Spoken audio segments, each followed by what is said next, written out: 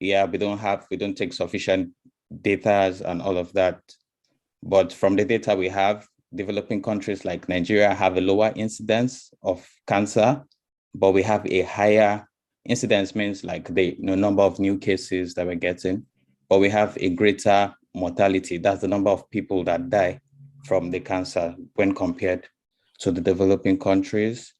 And the difference has majorly been attributed to the fact that over here in Nigeria and other sub-Saharan countries, cancer is detected at a later stage, as against in the Western countries where you have early stage cancers, stage 1, stage 2, thus increasing the survival of people with cancer. So this is just showing global data in cancer. The first pie chart here is telling us that breast cancer is now the most commonest cancer in the world. Can I go to the previous slide, please? Hello? Okay. The previous slide, please. So yeah, this is telling us that breast cancer is the commonest cancer in the whole world, irrespective of age and sex. So even when looking at both men and women together, breast cancer is the commonest. Yeah, then we have lung and all of that. But the other one to the right is telling us that when we look at the mortality rate, that the number of deaths from cancers, lung cancer is the number 1. Yeah, so this really shows that, there's a lot of advancement in treatment of cancers, and breast cancer is kind of prominent when it comes to advancement of in treatment and survival. Next slide, please. So this slide shows us, when we look at the third row, we see North America. So their incidence, are the number of new cancers in around 100,000 people in a year. It's like 89. So let's say 90 people in 100,000 people get cancer every year. When you look at the mortality, we see that only 12 people in 100,000 people actually die of cancer, of breast cancer particularly. This image is for breast cancer. But when we go down, we look at West Africa, which is like from the bottom, is the 6th from the bottom. When we look at Western Africa, the incidence as a new number of cases in 100,000 people in a year is like 41. But when we look at the death rate, it's like 22 in 100,000. So we kind of have a higher proportion of death. We have, from this data is telling us that we have like half of the new cases of cancer the West is having, but we have at ×2 of the deaths they're having from breast cancer, which is really, concerning for many reasons, for obvious reasons. Next slide, please. So to buttress my point and kind of compare, treatment or my experience treating cancers in these 2 different locations, I will just share like 2 clinical cases. Yeah, so that could help us.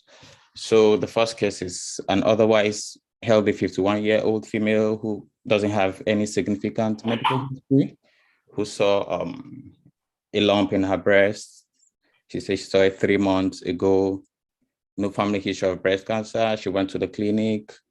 They did a mammogram, which showed a suspicious lesion. They did a biopsy. It showed that she has breast cancer, particularly the type of breast cancer called the HER2 type, which is usually more aggressive, but because we have specific targets to treat, it usually responds to treatment very well. So she did an examination, which shows, swelling in her armpit, which we usually call a lymph node involvement. So usually the first stage is to check every other places. If you are going to see cancer, you do a chest X-ray, you do an abdominal ultrasound to see if there's involvement of these other places, but none was found. So she had a stage 3 cancer because it's in her breast and her lymph node. So she had chemotherapy. She was supposed to get, in addition to chemotherapy, she was supposed to get what we call targeted therapy because of a type of breast cancer, which is the HER2 type.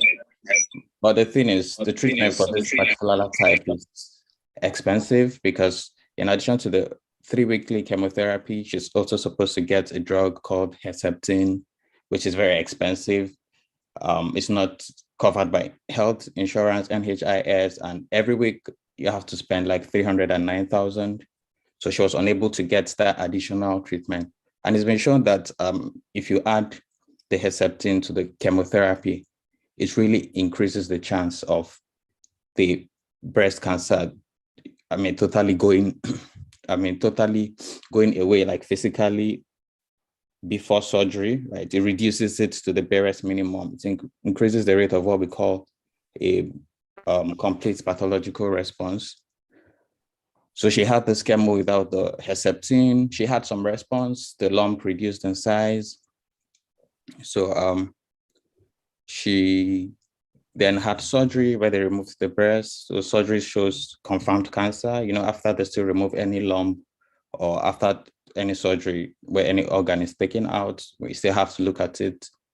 The pathologist still has to look at it to ensure to see exactly what's there, check if there's any remnant of cancer, check if there's any other things. They also remove some lymph nodes, and they show that out of the 11 lymph nodes removed, she has involvement of 4 of the 11 lymph nodes. Sorry, you can't hear me? Can you hear me? We hear you. All right. So after that, she had radiotherapy. Then she's following up. In 6 months' time, she said she has waist pain. So yeah, waist pain is someone that has cancer. The first thing that will strike the oncologist is that, oh, I hope this cancer hasn't come back and it's now involving the bones. Usually what you do in such instance, you do a bone scan, but there was no bone scan available in the country. Like bone scan reagent, we have 2 centers that do bone scan. As of earlier this year, UCAH Ibadan and National Hospital Abuja, and both of them didn't have reagent, so she couldn't do that. So they resorted to doing an X-ray, which is less likely to tell you with all certainty that, oh, this is what it is. So, but the X-ray said there was suspicious lesion somewhere in the pelvic bone that's around the waist. But if you have a suspicious lesion, you are kind of caught in a dilemma whether to treat or not. So these are some of the challenges with treating cancer in Nigeria. In so many instances, you're not very sure. So to err on the side of caution, you may just decide to treat as, okay, yeah, this is now involving the bone. So let's go to the next slide and see. Okay, let's go to the next slide and see just some, the previous slide, please. So let's just highlight some of the things that, I think may have been done differently for certain reasons. One, this woman was 51. Ideally, at that age, she should be having breast cancer screening, at least mammogram, every 2 years. So if she had one at age 50, I believe that this would have been picking up earlier, and she may just need the surgery. She may not need chemotherapy or, even having to take these expensive medications. And another thing is that I feel another thing that would have been done here, usually the one that I was seeing in the armpits, they'll try to biopsy it, because at times we can feel distance clinically, but when we take it under the microscope, we see that, there's no cancer there, and that may actually modify the way we treat the whole thing. And also, there are also other imaging modalities that may tell us more specifically what we are dealing with, because ultrasound and chest X-ray, we usually do this because those are like the cheapest and most available tests to check for the cancer in the lungs and the liver. But the truth is they are not sufficient enough. Yeah, there are more other modalities. At least a CT scan would, show better, but the problem is that many people cannot afford this. And also, as we spoke earlier, for the chemo, we needed some Herceptin. Another thing is, if Herceptin was added to the chemo before the surgery, it's most likely to shrink much further, that, she may not even need to have the whole breast removed. Because here, most people do breast conserving surgery. They don't have to remove the whole breast. They just remove maybe a quarter of the breast or just part of the breast. Yeah, so that's another thing. And if a biopsy was done for the lymph node, the lymph node may not have need to be removed totally. They may not need to do a dissection. If a biopsy was negative, they can still do what we call sentinel lymph node biopsy, so as to, because removing all the lymph nodes still has some risk. The hand may get swollen later in the future, especially if you do radiotherapy again. And another thing that I think was a dilemma with this case was after developing waist pain, if we had the technologies, would have been able to do a whole body PET CT from head to toe to see the places that they are actually, we will see cancer, we will see any cancer, and we also see the activity, how active they are. So that will help us to, decide better. And if we see anything that we think is suspicious, we can also do a biopsy of the bone, which is done like very frequently here. You can always check the biopsy, take it to the lab and see, oh, is there actually cancer in this bone, which will direct the treatment further. So most times we are not, we don't know with certainty in Nigeria, what, it is currently. And we have the expertise in Nigeria, though, of course, they are not sufficient, but, the practice is very limited. Can we go to the next slide? So my time is fast spent, but I'll just brush through the remaining things. Can we go to the next slide, please? So we'll talk about the challenges that we have in Nigeria. So some cancers are preventable by vaccine: liver and cervical cancer. Liver hepatitis B vaccine. Hepatitis causes many cancers, and giving hepatitis B vaccine prevents a lot of this. But sadly, only about 51% of children get the required dose at birth. Which this is free, is covered by the National Program on Immunization, but many people still don't get it. It's important we get this. And for cervical cancer, funny enough, I've not seen any case of cervical cancer since I came here for several months now. And this is because of two things. One, people get vaccinated. And two, people do screening every 3 years. They do pap smear. And if it's discovered, they don't need to do surgery. Most times they can just, if it has not yet invaded, gone far into the cervix, they can just remove it in the clinic and all of that. So that's another thing. Vaccinations and also lifestyle. If we improve our lifestyle, we are likely to reduce the rate of cancers we are getting. Alcohol has associations with many types of breast cancers, including breast cancers, but more prominently, liver cancers, cancers in the head and the neck, cancer of the stomach. Smoking too is very implicated in lung cancers. Healthy diet, exercise, healthy diet, eating more of fruits, vegetable has been found to increase many cancers, especially cancers of the gastrointestinal tracts, that's the colon, the intestines, basically. Good healthy diet reduces that. Next slide, please. Yeah, and also screening is very important for women that are 50 years and above every 2 years. And even if in people that have like a family history of breast cancer, in such people may need much more frequent examination or much more earlier screening. But for people that have the average risk from 50 years, at least every 2 years, they should have a mammogram of the breast. Also for cervix, cervical cancer in women, as I said earlier, ideally from age 21, it's supposed to start having a pap smear. And from 30, you can also include what's called HPV testing. I believe if you go to many clinics, maybe not the government, the big government hospitals we have is maybe general hospitals and all of that. But I'm not sure the primary healthcare centers have these things, but most private hospitals have these facilities. And also for colon cancer, every adult from 50 years, actually a few weeks ago, the guideline was revised to 45 years.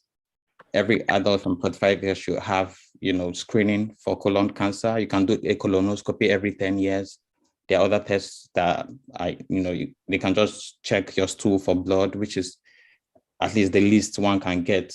Just to drop a stool, they can check for blood. If there's blood, then they can, now do other testing. But yeah, ideally you're supposed to do fecal blood testing with a sigmoidoscopy, maybe every 5 years, or colonoscopy 10 years. But for those that are heavy smokers, they need to screen for lung cancer from age 50, especially those that have smoked a lot, what we call more than 30 pack years, smoking a pack of cigarettes every day for like 30 years.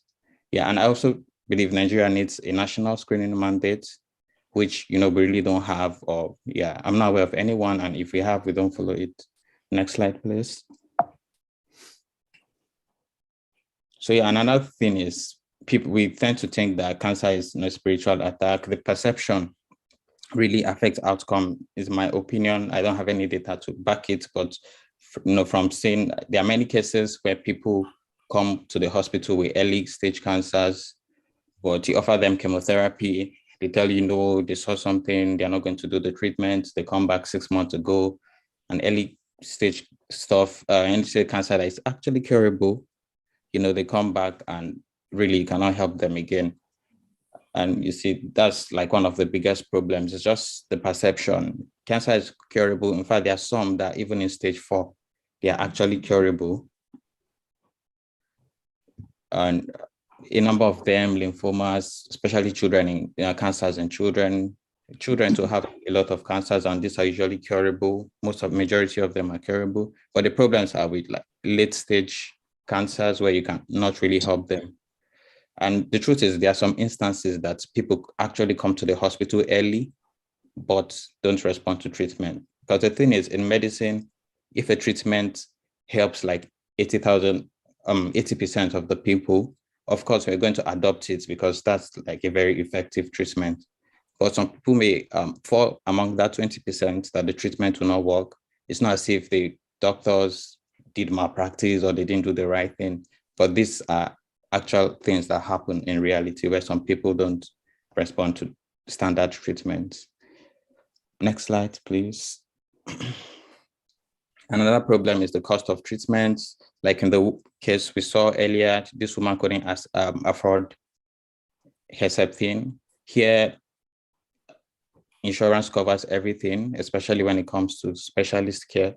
Though some people are still uninsured, but like they're in the minority, but usually insurance covers everything. And if insurance doesn't cover all of your treatment, there's a limit that you can pay out of pocket. Once you reach that limit, no matter the treatment you're getting, even if the treatment you're getting is 50,000, if your limit is 3,000, once you pay 3,000 that year, you're getting every other thing covered by insurance. We really need to work on the insurance there because, treatment of cancer is expensive everywhere. Even here in the US, people that don't have insurance, among people that don't have insurance, healthcare cost is the number one cause of bankruptcy, right? Where people go bankrupt, they've expended their monies, their assets, and all of that.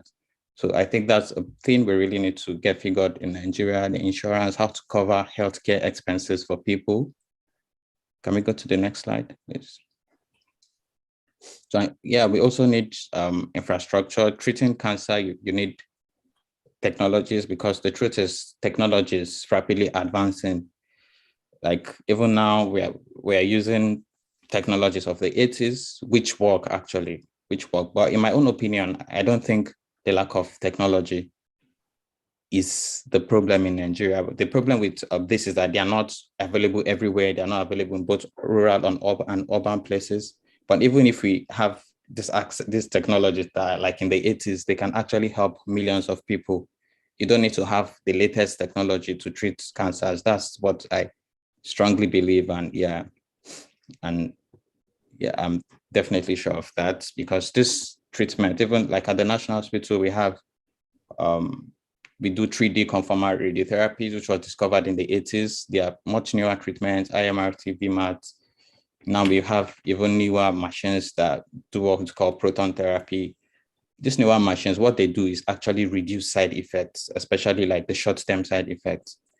Yeah, but the side effects are not good, of course, but it's better for people to have maybe side effect of a week or two and survive the cancer, right, than not being able to get anything at all.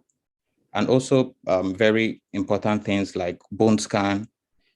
Like bone scan is not available. Like the reagents are not available in the country for most parts of the year.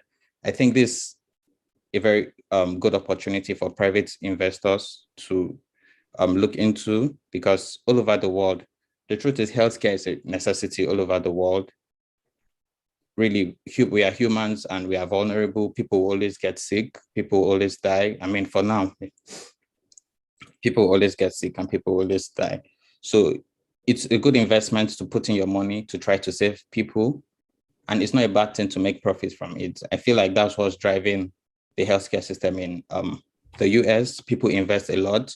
They help people, they make their money, but governments have found a way to make sure that, okay, people are not really affected by the cost to a great extent. Just get insurance, or your company, your employers pay your insurance, such that all these costs don't affect you very well. But at the end of the day, people make profits from it, which is fine, because many people benefit from the treatment, their investment, and all of that. The next slide, please. Also, we need a lot of specialist training. We don't have sufficient oncologists in Nigeria, and it's not just radiation oncologists or medical oncologists or surgical oncologists. We also need nurses trained in oncology. We need religious people to get involved, because many times here, if you have a case that you cannot treat, the person will not benefit from treatment, or you think further treatment will harm the person than do any good. You have a multidisciplinary team, including the religious figures of that person. They come, they speak to the person, help the person physically, help the person spiritually. I think that's not something we have in Nigeria, and it's something I believe we should look into. And also, Nigerians are a very religious group of people. Yeah, we are. And if we find a way of, putting our religious leaders into our healthcare, people will be more readily open to receiving the proper treatment and doing the right things. The next slide, please.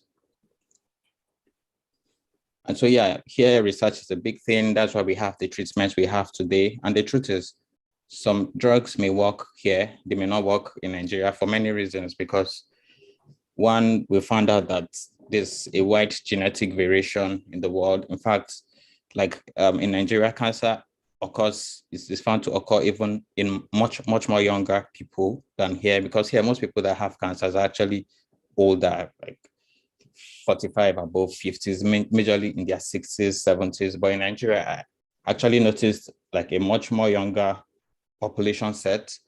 Definitely we have older people having it, but I saw a lot of people in their 30s. I have a lot of people in their 30s with cancer that we still communicate from time to time and all of that. So if we don't do research to find out, what's happening in our own environment, where we have a younger demographics getting cancer, and what treatment will work best for them, because most times they don't even respond as much as the older people. Cancer in younger people is aggressive.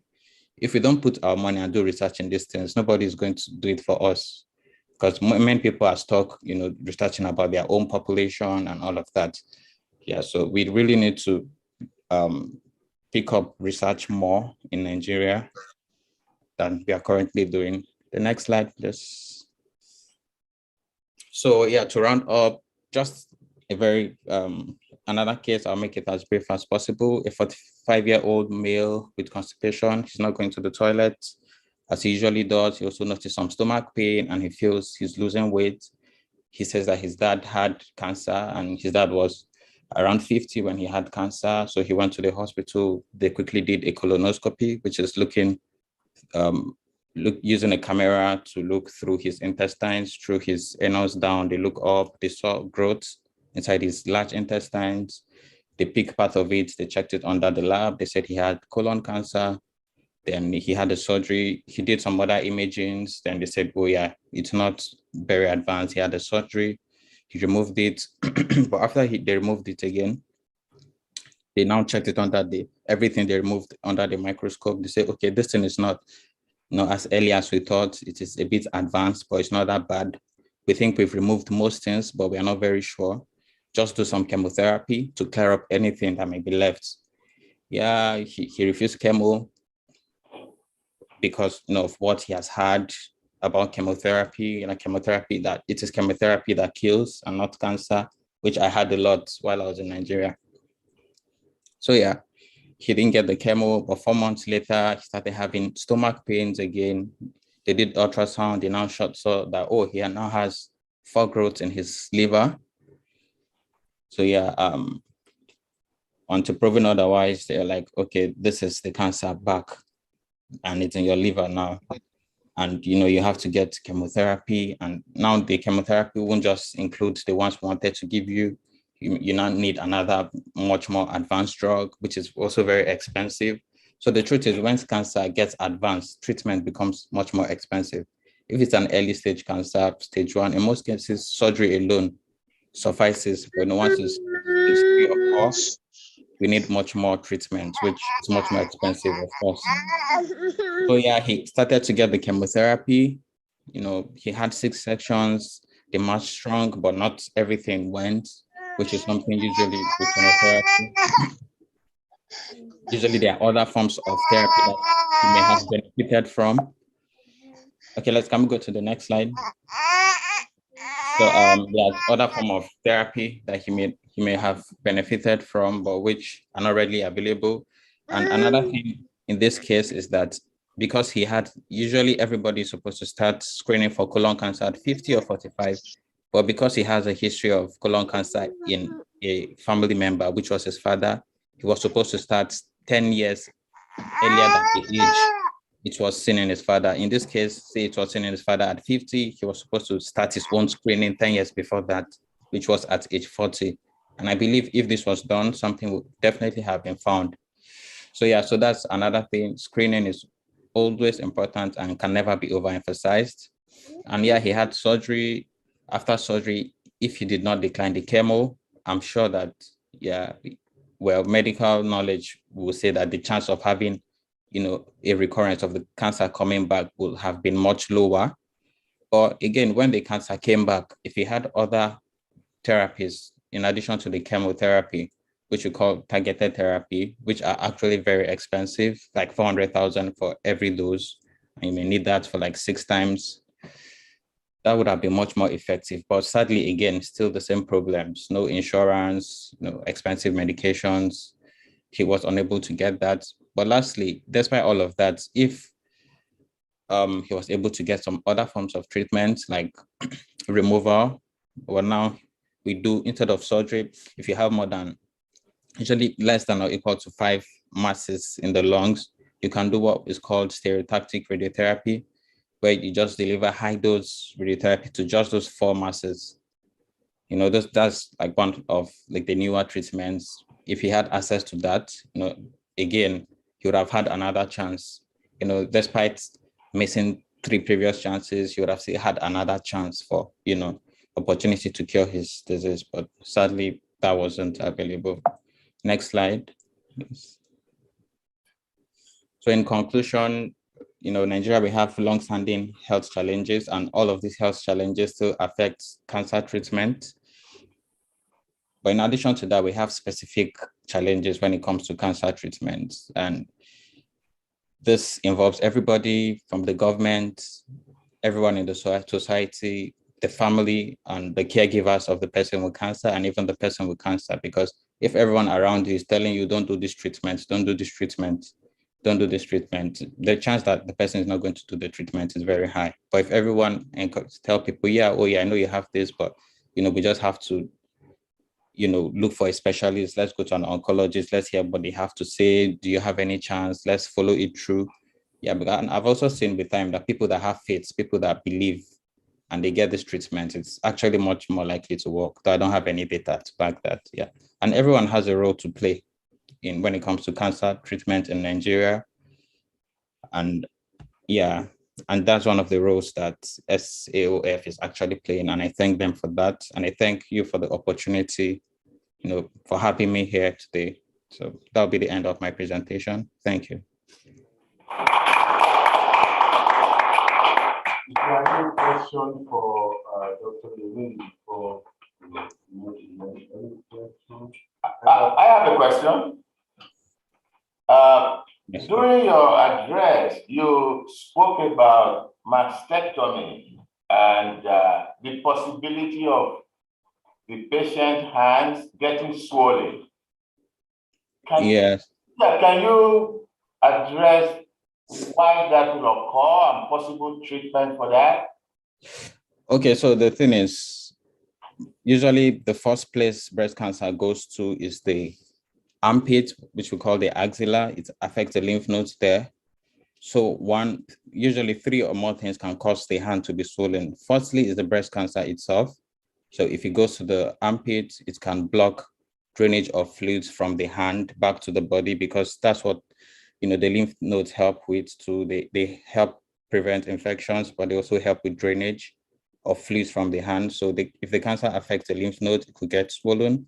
Also during surgery, during mastectomy, but it's not the mastectomy itself. Usually when mastectomy is done, what is called axillary dissection is done in most instances, where those lymph nodes are removed so that they are checked for cancer. So also that's removal of the lymph nodes via surgery can also cause the hand to be swollen, which we call lymphedema. The third thing is radiotherapy. If you have radiotherapy to the after mastectomy to the chest wall, usually we also do radiotherapy to the armpit area called the axilla. That can also cause lymph node swelling. So most times we try to explore different ways to reduce the swelling of the hands. So usually, if we detect a clinical node during examining the patient, if we declare a swelling in the armpit, we try to biopsy it first to be sure it's cancer. So if it's cancer, then we go ahead to do the surgery of removing the lymph nodes.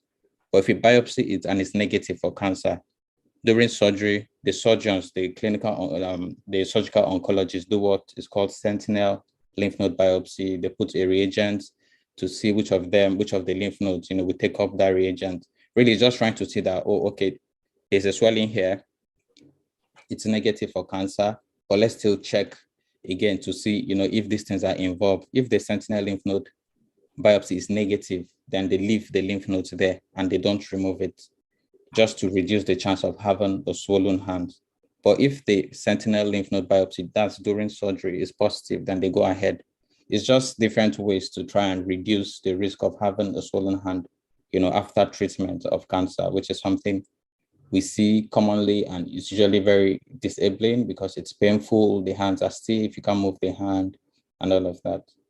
I don't know if I've answered your questions. You did, thank you. Dr.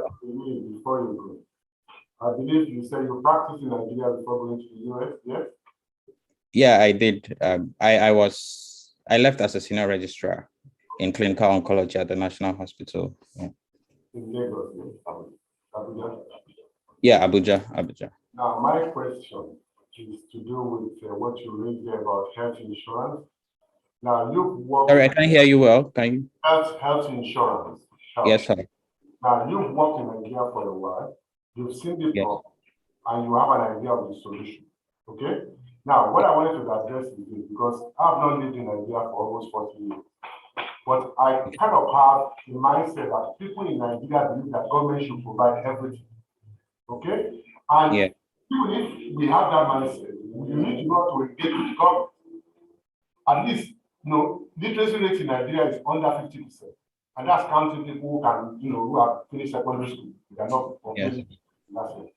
So that means more than half of the population of Nigeria does not know how to engage with the government. Okay? So the people who can actually help solve the situation are those who are literate. Somebody like yourself and myself. Now, why is it that a group of doctors in Nigeria have not come together, contact an insurance company, and then bring in this private investment into it to bring, insurance, health insurance to common people? Why haven't that been done? Sir, if I'm to answer your question, well, I believe it's still, in quotes, one of the Nigerian problems, because there was a time there were issues with national health insurance scheme. I know that usually, to the best of my knowledge, if any insurance company is to, if any private insurance company is to come up, which there are few, they have to have like a go ahead from the NHIS. And, it seems to be like difficult for people to do, they kind of already have the HMOs, the health maintenance organizations. They already have like what some people think is a clique, They don't easily allow new people to bring in money and all of that. Because I also thought about it too. I mean, if you have a private insurance company, you tell people to contribute 20,000 monthly, at least it targets the middle class. You can start from everywhere. You may not be able to provide for everybody initially, but you're going to make a lot of money and you're also going to help a lot. But I think it's not open. I believe from what I heard, that it's difficult for private individuals to come because there's already like a cabal in quotes. Because there was a time we had like an NHIS executive secretary. I think he came from the UK. He was trying to make radical changes, like good changes. I actually happened to, be somewhere. He came to a private hospital while I was in one of my bosses in Abuja, and he was really lamenting how, it's difficult to change the system. The NHIS, they don't pay the hospitals. People get services in the hospitals. They are owing hospitals billions of naira. So hospitals try to say, okay, this service is not covered. This service is not covered. It's only this brand of drug you can get, and all of those things. And he was trying to change it, and it was difficult. And this man was eventually sacked, like where he was told to resign. Initially, he was sacked. Then later they just found a way to remove him and all of that. So that's the problem. Good people have been in the system. They try to create change, but it's difficult. So I believe the only solution is just to have more good people up there, because if you have more good people at the table, then all these things are less likely to occur. Yeah, that's what I think about that. Thank you so much. Another question for you here before you go. It's not a question, I think it's just a contribution. It's something I've noticed myself, and I think I've written a lot about it. I'm very familiar with most of the cases, especially the health insurance thing. And most of the forum I always write, the real problem is we ourselves. You understand? We have this experience. When we go to Nigeria and you bring good ideas, people will shut it down. And in the process, you see, idea has to germinate. You may not like it, but our main problem as a people is that we need data. We need an accurate database and a sensor. We'll be deceiving ourselves if we are planning anything in the air. NHSIS, HMO, all these things, they are very good on paper, but who are you treating? Let's be realistic. By the time we get to office tomorrow or Monday, all our patients that have died, they will remove them from our list, isn't it? You have that in Nigeria. So how do we plan when there is no data, when there is no statistics? You can bring all the expert from anywhere in the world. If there is no statistics, an average Nigerian does not even believe in pumping money into all these things. So we need a long way to educate our people. You are helping yourself by helping the government. Government cannot do everything. Government is not doing everything in the NHS, but people are contributing to make NHS succeed. So we need to look into ourselves how we can change the system to help the health system in Nigeria. Thank you very much for your presentation. Thank you. Just very quickly, how much does it cost to treat cancer patients on average? Or maybe if you just give a range of how much it costs to treat an average a cancer patient in Nigeria, from your experience? Well, it's difficult to say because it depends on many factors. One, it depends on the type of cancer.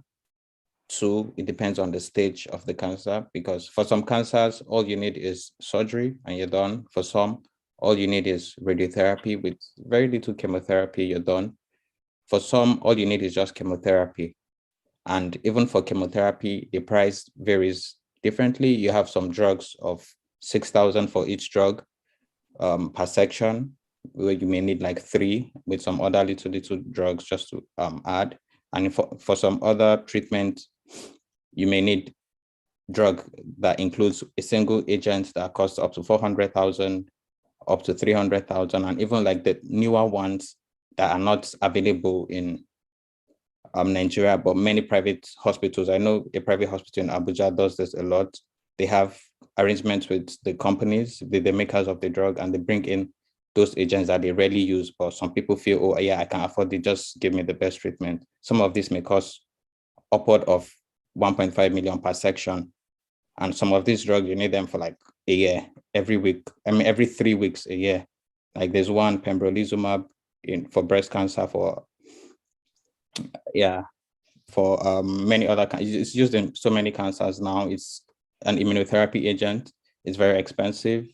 There's also one Perjeta for breast cancer. Every 3 weeks, you spend at least maybe 1 point something million, and you need to take it for a year. So it varies widely. Meanwhile, there are some cancers that for every treatment, the chemo will be maybe around 50,000, and you just need to take 8 of that. So you see, it varies. It's a wide spectrum, and yeah, one can't put a price to the whole thing. That's why I'm familiar with Nigerian exchange rate. That's 1 point something million, I think, over 2,000 pounds. I need it every 3 weeks.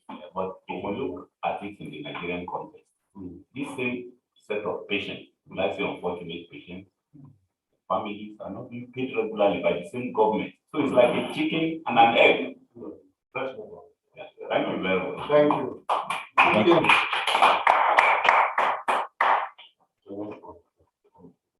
Yeah. Thank you. The next speaker actually should be Miss Faith Sam. Can you hear me, Miss Sam? Faith? Yes, can you hear me? Yes, very clearly. Thank you. Welcome. Thank you for your patience waiting for us. Thank you. You do have the floor. Tell us about your experience, who you are, how you came to be diagnosed, and how you got to where you are today. Okay, first I would like to say thank you to God and to ASOF for the work that they are doing to educate, arm, and help women fight against this disease. The Bible says that the weapons of our warfare are not carnal, but mighty through God to the pulling down of stronghold. And cancer is a stronghold in our society today. I'm also grateful for Mr. Albert for giving me this opportunity to come before you and just to speak on my experience. I thank you all. I thank you for the information that I've heard thus far. It's been very, very, very informative. And when we think about cancer, for me, it was like a death sentence, you know, without even committing a crime, we automatically think about death when we hear that. And I think for me, the greatest thing was the fear in being diagnosed. I was diagnosed in 2017 with breast cancer after witnessing my mother suffered with this disease, and she eventually died in 2002. I also saw my sister diagnosed in 2016 with this disease. When I got my diagnosis, I was scared. I was in denial. I didn't know what to do. And yes, my name is Faith, but that fear, the cancer, just the word cancer got a hold of me. And I basically did not share it with my immediate family. I went to my older sister, who is a Christian, and I felt that for me, my faith, and I believe the doctor mentioned this during his presentation, he said that, we need to incorporate our religious belief into the treatment. And I totally agree with that, because he also mentioned that Nigeria is a very religious nation. And, our faith is our religious belief is our everyday life. And that can be a strong source of encouragement for us. And it can be the driving force to fight this disease. And for me, that's exactly what it was. After being diagnosed, I wrestled with it for a while. I didn't know what to do. I did a little bit of research as to how to move forward, whether to get a mastectomy or lumpectomy, and I chose to do the lumpectomy. I finally told my family about this after I had the surgery. I let them know what was going on. And I did chemo, I did radiation, I went through the whole losing of the hair, and I felt like the treatment for me was worse than the disease. I was just looking at my physical body and how it looked, and that just took a hold of me as a young woman. I have never been married, I have had no children, and here I was, the very breast that every woman desired one day to nurse a child, my breast had cancer in it. So that was crippling for me. And I began to reach out. I did the chemo, like I said. It had its effects, and there was a point where I couldn't take it anymore. My oncologist was very supportive. But most of all, I found rescue in prayer. I reached out to my church family, and I kept a very close circle of Christian believers in my church who held me up in prayer and offered me support upon finding this out. So I went through that, and I was okay. And in 2019, the ending of 2019, the breast cancer reoccurred. It came into my bone, and it was in my right eye.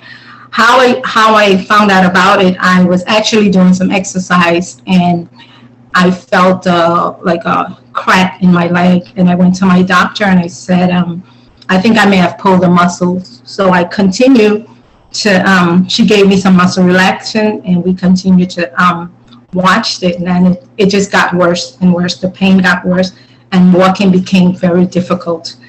I decided to go back to her, and I told her what was going on, and I said, maybe the thing came back, quote unquote, the cancer. I just wasn't, able to say the word. And I said, maybe we need to do some further testing, like an MRI or something like that.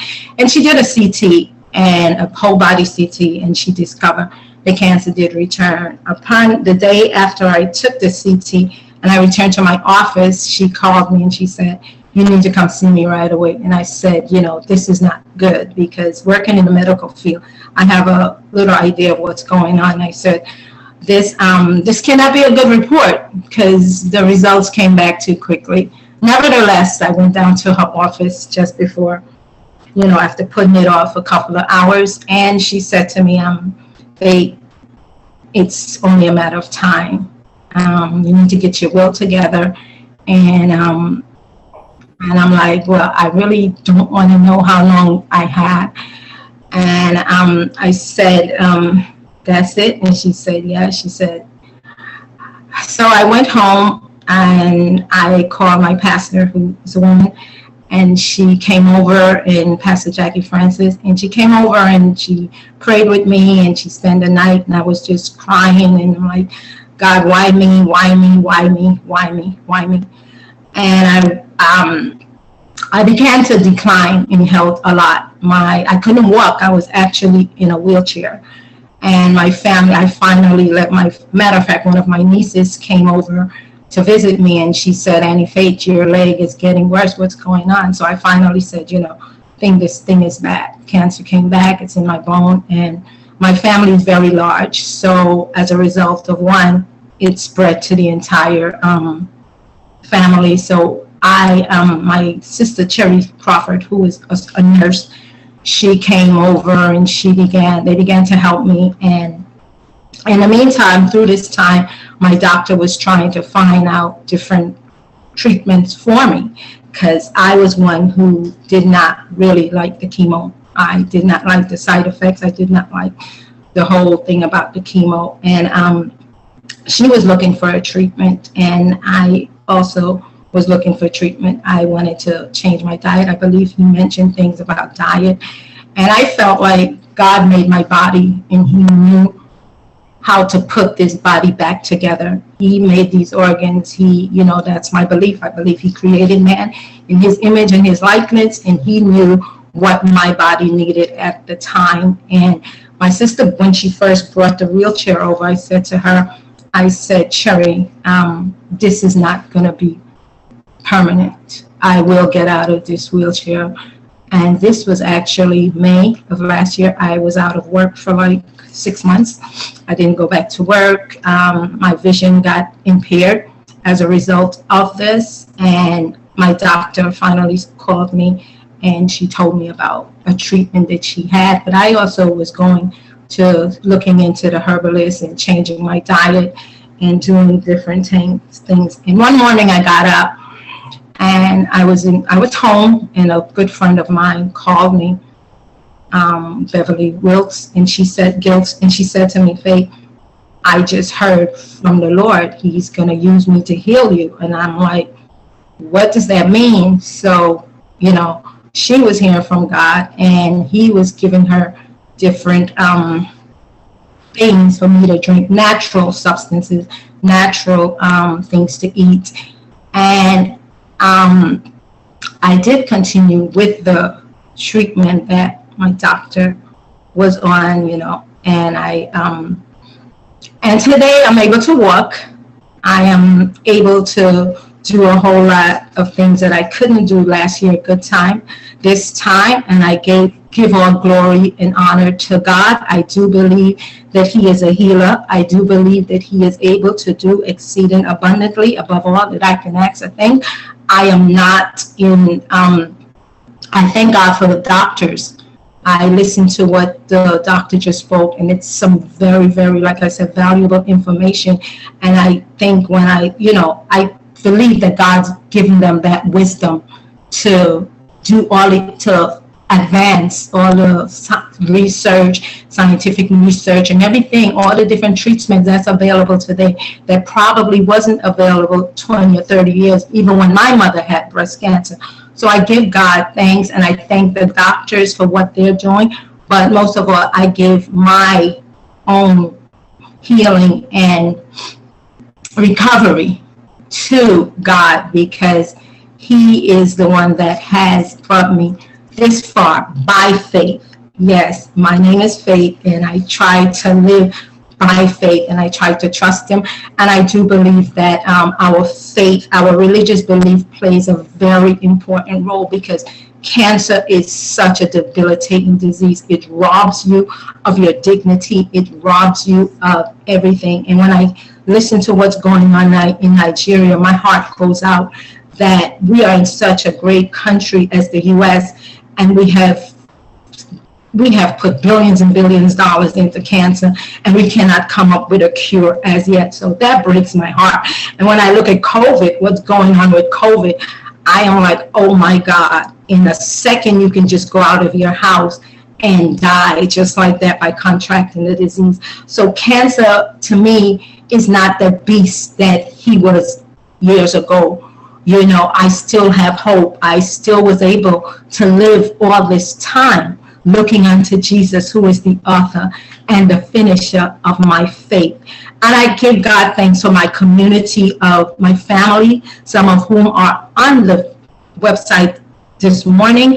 I thanks to my church family. I thanks for their prayers. I thank my doctors, because they're doing what they know to do with what they have to help me as I move on. So thank you for the vision of SOA. The Bible says, without no vision, the people perish. To be forewarned is to be forearmed.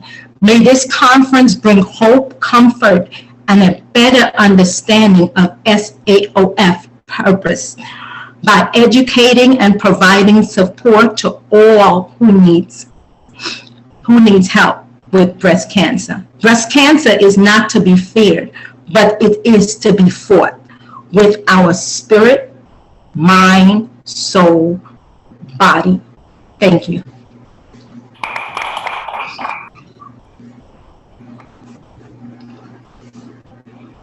So much.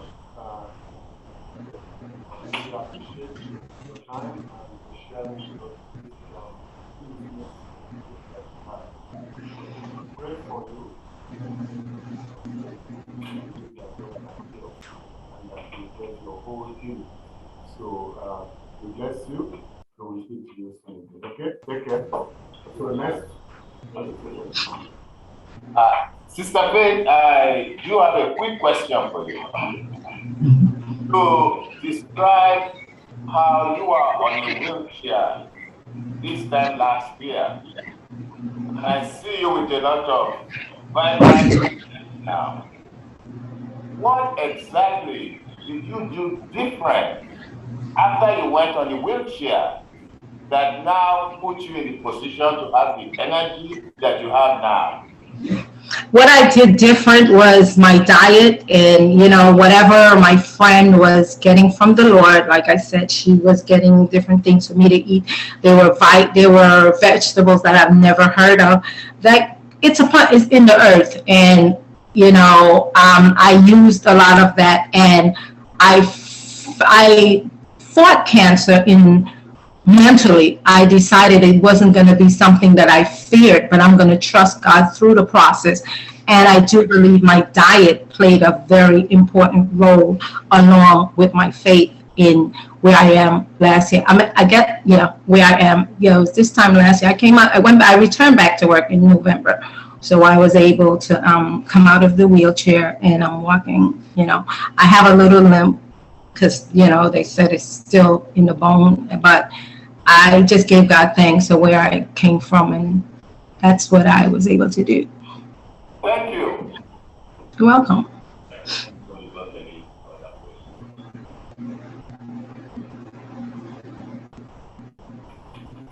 Well, we do not have any additional question. I know the Lord is not finished with you yet. You look good. Keep on. We are very, very delighted to listen to your story. It's an inspiration to all of us in this room, and I hope you continue to have more energy. Thank you. Amen. Thank you. Say hi to Sherry. Thank you.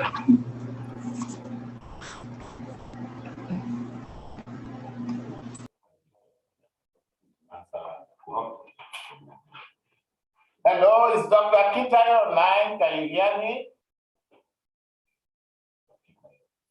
Dr. Kintayo. He's not around. He's not around at the moment. He's on transit. Okay. So we can go to the next person then. Yeah. The next person we have is a survivor who is actually here in London with us in this room. He's going to tell us his experience. I have listened to his experience previously. It's a story of a powerful conqueror, not just of cancer, but a story of a patient taking control and a patient saying, look, I'm not going to allow this disease to put an end to what I live for. I'll continue to be who I am, and I'll continue to find inspiration, be good to people, and do what I think is right. I mean, I was renewed in my own trust in the power of a man to set the course for his own life. And it's a pleasure to have him here today. Mr. Quintus Claro, welcome to the group again. Hi, my name is Louis Quintus Claro. I'm 45 years old. I was diagnosed with cancer when I was 19 years old. I was a basketball player at that time. And for me, it was a big shock to receive the news as a young man that cancer, I thought cancer was for older people. But let me first start how I got diagnosed. I tore my ACL on my left leg. So I was out for playing basketball for a couple of months, had a cast on it. And when I went back to training, back to playing again, I started getting pain on my right knee. Went back to see my GP, family doctor. He said, no, don't worry about it. It's just been over-exercising, over-playing. It's just a little bump. Nothing to worry about. Pain started getting worse with weeks as they went along. I was born in Mozambique, but we had to leave the country. Oh, that's true. And we had to go live in South Africa, which was safer. Yeah. I think they are saying you like that. Or do you want to sit down? You need to move the camera closer to him. You want to sit down? Yeah, I think it's better if you sit down. And once we moved to South Africa, because of the political situation in South Africa, my parents, my mom did not agree with that. So we moved to Swaziland, the Kingdom of Swaziland. That's where we grew up.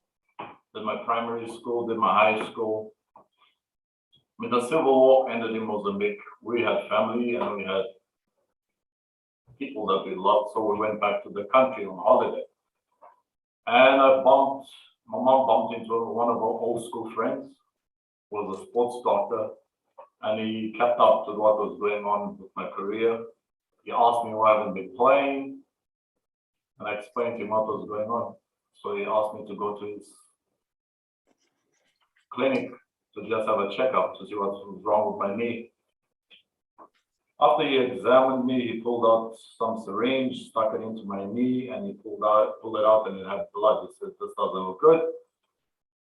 Go have some x-rays done." I did, and I came back to him, and he said, "Listen, I'll be frank, it doesn't look good. I'm gonna send you back to one of my colleagues in South Africa, because Mozambique, the health facilities were in a shamble, and they're still in a shamble up to this day. In South Africa, the doctors confirmed what he was suspected, and they decided to start the chemo treatment. I had a couple of sessions of treatment and made me feel sick, very sick. Treatment was so bad, I don't even wish upon my worst enemy. But after a few sessions, the doctor came back and said, "Listen, it's not working. And we've got some more bad news for you. It spread to your lungs." And after that, they said the best option we have to deal with this, to amputate your leg.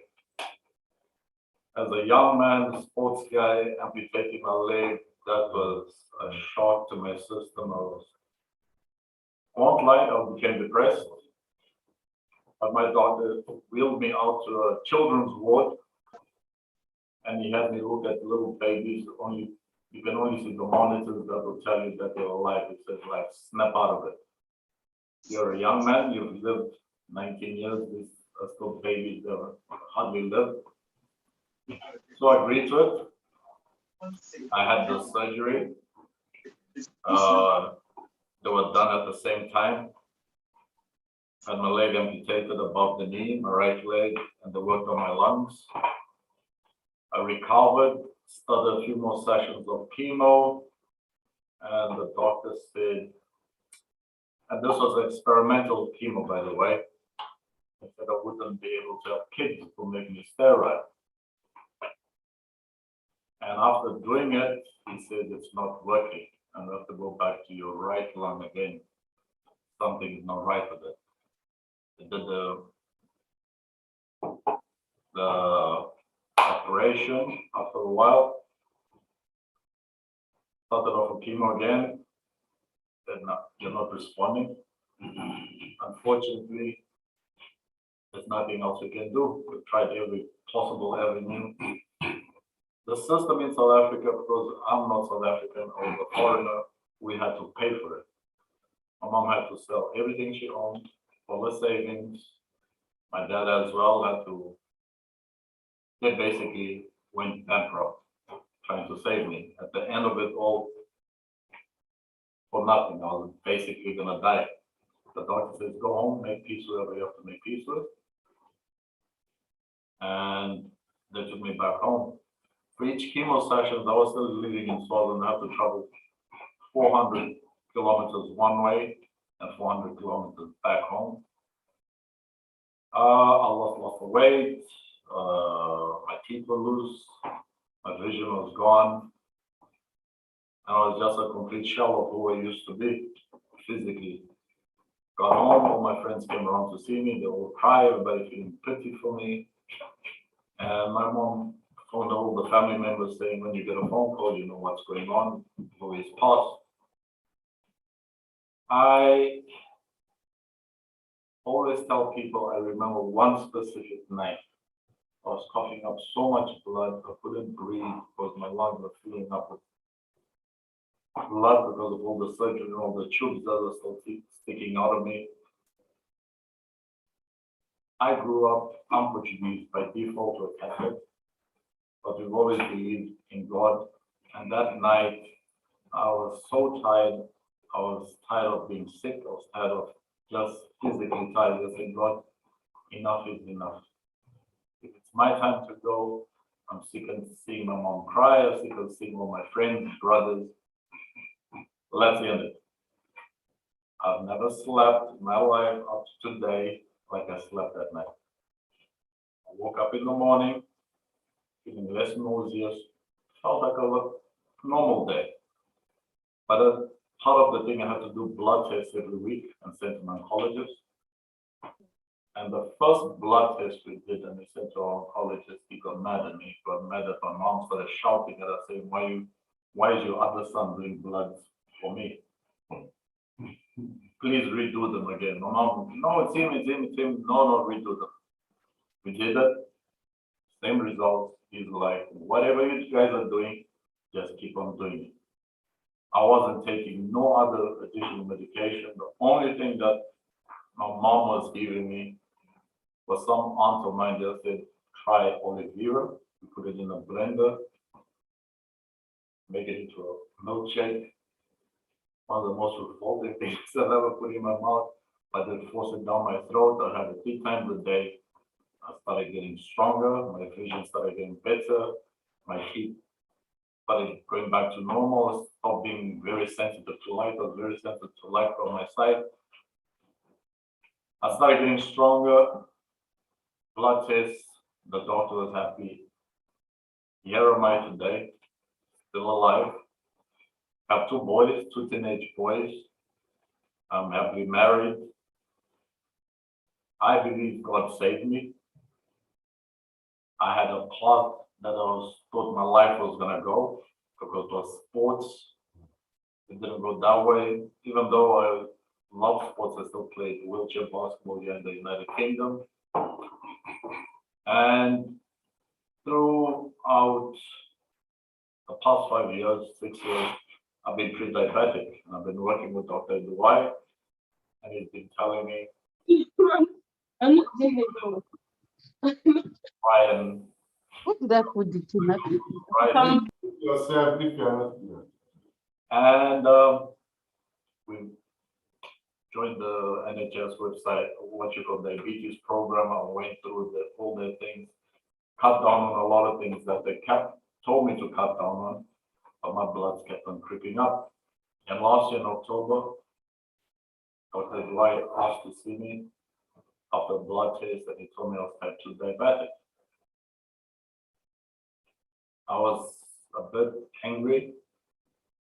And then he told me, listen, we can do this way or that way. Give me medication. I went home, I listened to everything that he said, went home, started doing my own investigations as well.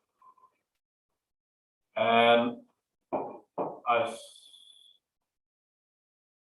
also was supposed to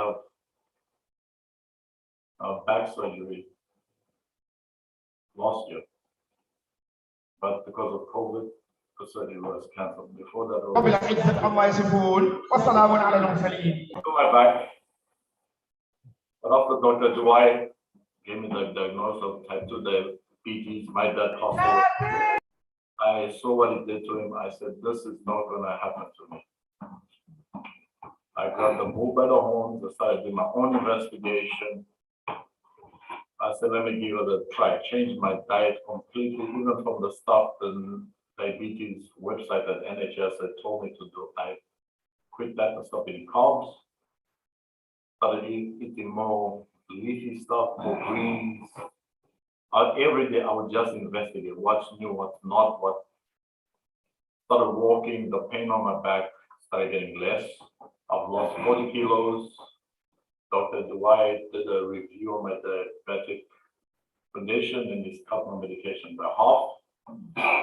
And he's gonna have another review in maybe December or January. And he says, and I think also by then we'll be completely off the medication, but I will still continue with not a diet like everybody else said, that's not a diet, it's a lifestyle now. I've had to adopt a new lifestyle, which makes me healthier and I can live longer. And it's just every day I have to just get up and do it. Dr. Dwight gives me so much information. This is what he says I must do. I go and I take on that on board and I do my own investigation and I find out what is working for me and what is not working for me. And apart from that, I just love life. I found a new lease in life. And I just find that anybody who asks me what happened to me, I'm glad to tell them. I'm happy to share whenever Dr. Advice says, you want to share, I'll happily do it. And I'm glad I bumped into my mom's friend, which he said he was waited a bit longer because my family doctors was just a possible injury. Early diagnosis is very important in anything. I've had cancer, repeat that now with diabetes, and repeating that as well. So I would like to thank God above everything, my doctors, my family, and the community who's around me. With everything that I have, I exchange with them. Every day that I walk, I meet new people. We never know who's there to help us if we don't share. And that's why I'm here to give my story. If it helps anybody, great. But please listen to your doctors. Go get early detection. I believe it's the most crucial thing. And I thank you all for listening. I won't take any more of your time. Thank you. Thank you. That's very encouraging. Thank you for coming here to share this with us. We continue to pray for you that you continue to stay strong and when everything will be normal and perfect. Thank God for your life and for your children as well. Thank you for your. Thank you. Anyone have a question for him? It's not a question, it's a contribution anyway. As I said earlier on during the coffee morning, you are the kind of patient we like to have. And what we classify on the NHS as expert patients. Not only are you expert patients, you've actually used your knowledge. But this is not the first time you've come to speak on our forum, isn't it? No. And I told you earlier, just down the road, there's a 34-year-old lawyer who had the same problem. Fortunately, he died from his bone cancer. So people who survive cancer should use their knowledge to help other people. That's the whole essence of life. People shouldn't go down and let everything go down with them. You don't know how your story has helped so many people listening to you today. I thank you. You listen to me, and we thank God for you today. And I'm really proud of your family. Thank you for coming. Thank you. Thank you. Well, we're going to go on a short break. So sorry for those of you who are watching us online.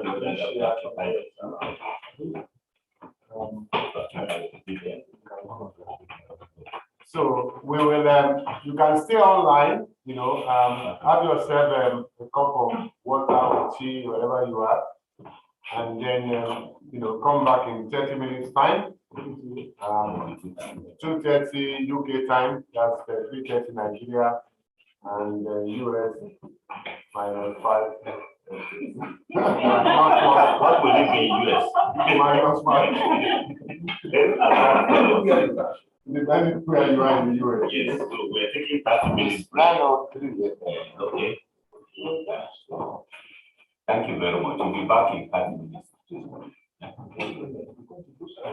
There will be all the SWF slide will be online from the SWF man. The SWF man will show all the SWF work online during the break. Over to you, Mr. Folabi. Mr. Folabi, are you there?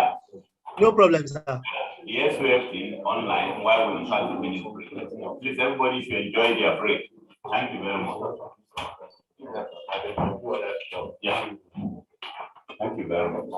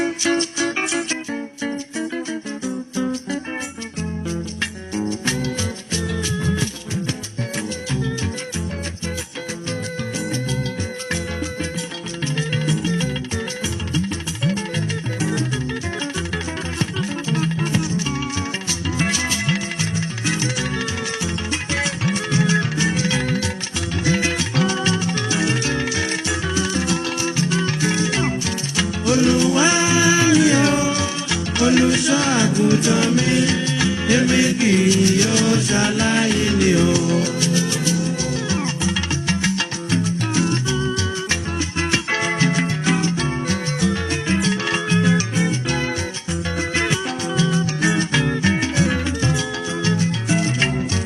Olúwa ni o, olùṣọ́ àgùntàn mi, èmi kì yóò ṣaláìní o.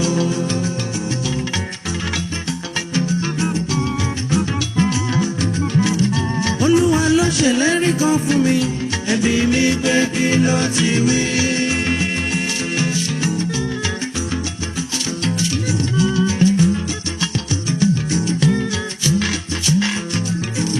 Olúwa ló ṣèlérí kan fún mi, ẹbí mi pé kí ló ti wí.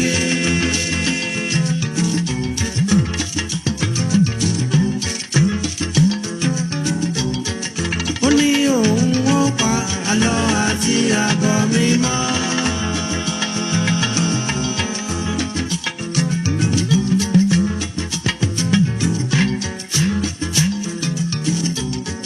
Ó ní òun ó pa àlọ́ àti àbọ̀ mi mọ́.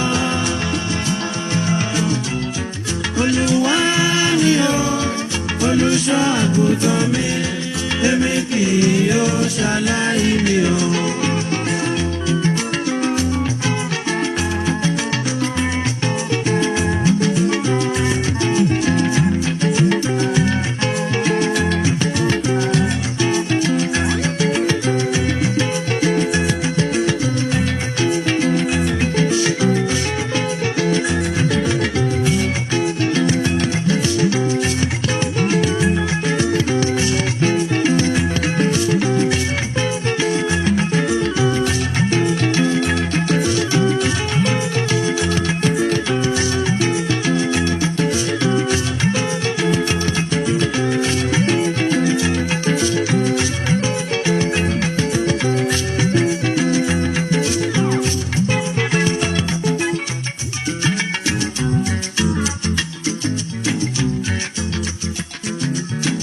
Olúwa ló ṣèlérí kan fún mi, ẹbí mi pé kí ló ti wí.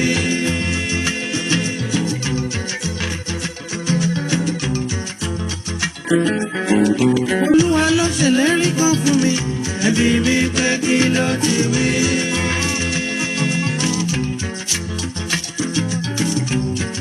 Ó ní òun ó pa àlọ́ àti àbọ̀ mi mọ́.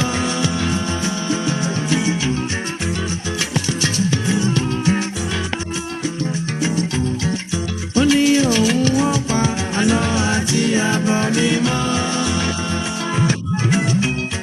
Olúwa ni o, olùṣọ́ àgùntàn Fóònù mi kú ni. Fóònù mi kú,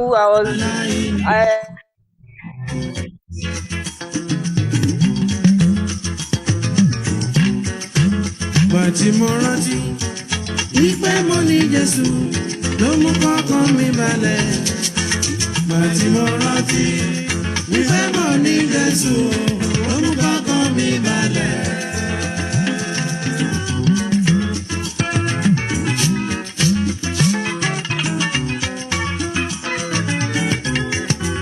Gbà tí mo rántí wípé mo ní Jésù ló mú kọ́kàn mi balẹ̀.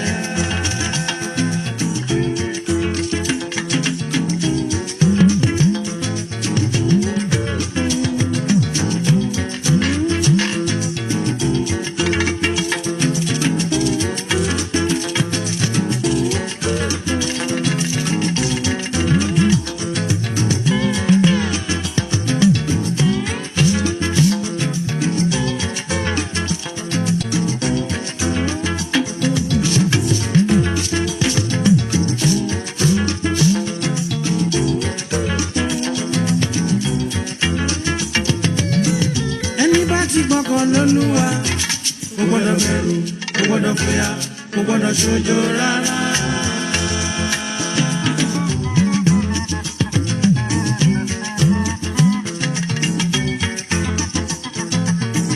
Ẹni bá ti gbọ́kàn lÓlúwa, kò gbọ́dọ̀ bẹ̀rù, kò gbọ́dọ̀ fòyà, kò gbọ́dọ̀ ṣojo rárá.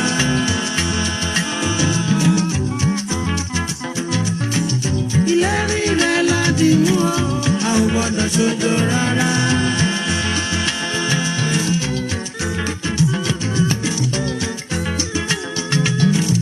Ìlérí rẹ̀ la dì mú o, a ò gbọ́dọ̀ ṣojo rárá. Báyẹ̀ gbọ́kùn bẹ́ẹ̀ ṣùgbọ́n lórí asán ni. Lórí asán ni. Báyẹ̀ gbọ́kùn bẹ́ẹ̀ ṣùgbọ́n lórí asán ni. Bẹ́ẹ̀ ṣùgbọ́n lórí asán ni. Báyẹ̀ gbọ́kùn bẹ́ẹ̀ ṣùgbọ́n lórí asán ni. Bẹ́ẹ̀ ṣùgbọ́n sẹ́ lórí asán ni. Báyẹ̀ gbọ́kùn bẹ́ẹ̀ ṣùgbọ́n lórí asán ni. Bẹ́ẹ̀ ṣùgbọ́n lórí asán ni. Báyẹ̀ gbọ́kùn lórí asán ni. Bẹ́ẹ̀ ṣùgbọ́n sẹ́ lórí asán ni. Báyẹ̀ gbọ́kùn bẹ́ẹ̀ ṣùgbọ́n lórí asán ni. Bẹ́ẹ̀ ṣùgbọ́n lórí asán ni. Báyẹ̀ gbọ́kùn lórí asán ni. Àní bẹ́ẹ̀ ṣùgbọ́n lórí asán ni. Báyẹ̀ gbọ́kùn bẹ́ẹ̀ ṣùgbọ́n lórí asán ni. Bẹ́ẹ̀ ṣùgbọ́n sẹ́ lórí asán ni. Báyẹ̀ gbọ́kùn lórí asán ni. Báyẹ̀ gbọ́kùn bẹ́ẹ̀ ṣùgbọ́n lórí asán ni. Báyẹ̀ gbọ́kùn bẹ́ẹ̀ ṣùgbọ́n lórí asán ni. Báyẹ̀ gbọ́kùn bẹ́ẹ̀ ṣùgbọ́n lórí asán ni. Bẹ́ẹ̀ ṣùgbọ́n lórí asán ni. Báyẹ̀ gbọ́kùn bẹ́ẹ̀ ṣùgbọ́n lórí asán ni.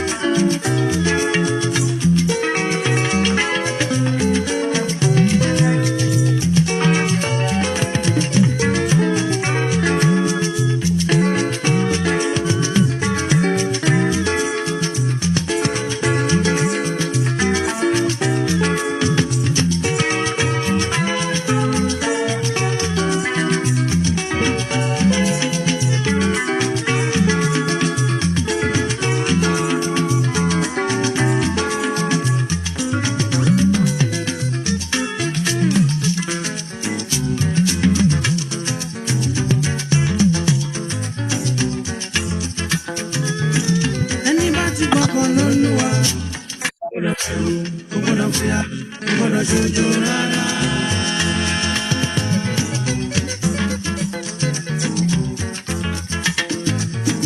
Ẹni bá ti gbọ́kàn lÓlúwa, kò gbọ́dọ̀ bẹ̀rù, kò gbọ́dọ̀ fìyà, kò gbọ́dọ̀ ṣojo rárá.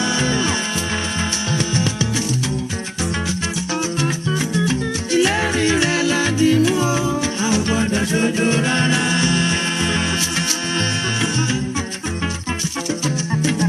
Ìlérí rẹ̀ la dì mú o, a ò gbọ́dọ̀ ṣojo rárá.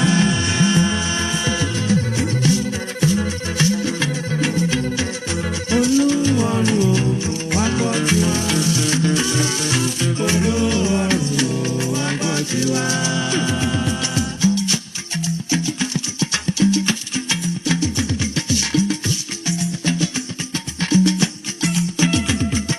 Olúwarun o, wá gbọ́ tiwa.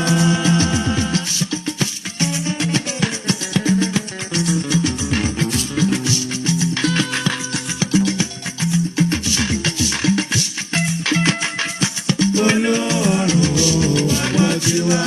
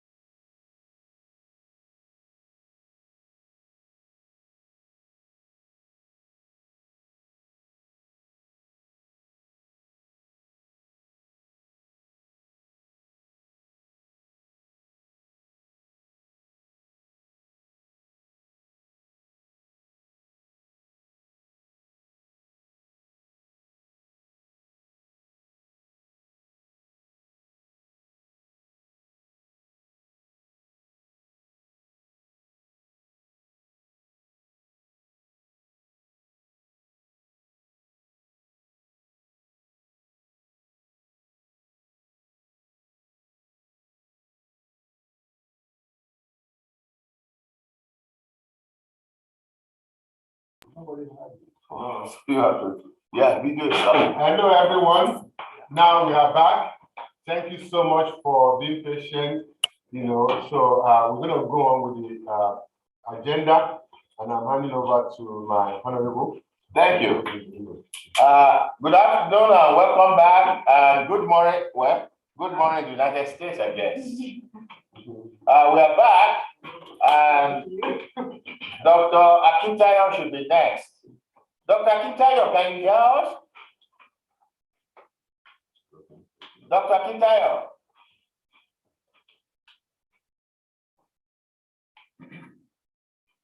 Dr. Akintayo.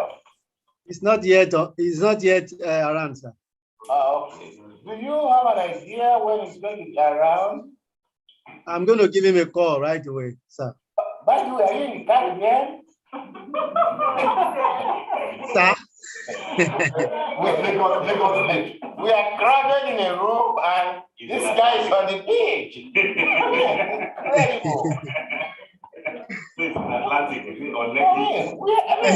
Or just deceiving our eyes? That's a beautiful background, man. It's just auto trip. You're promoting Lagos. When I grow up, I want to be like you. I'll get back to you, sir. Conference from the beach. Yeah, conference on the beach. Looks like a CNN report. Yeah. Anyway, we're going to move on to Mr. Emmanuel Wachuku. Are you prepared, sir? I'm Yes, you have the floor. Yeah, let me just introduce you. Sure. Yeah, so that we can all see you. Mr. Wachuku is a chartered certified accountant in England and Wales and in Nigeria. He's done a lot of work for transport for London and the federal government in Nigeria and Abuja. Mr. Wachuku is my patient here and a very good friend of Saof Cancer Charity. Most of our activities in the city of London is always there at short notice.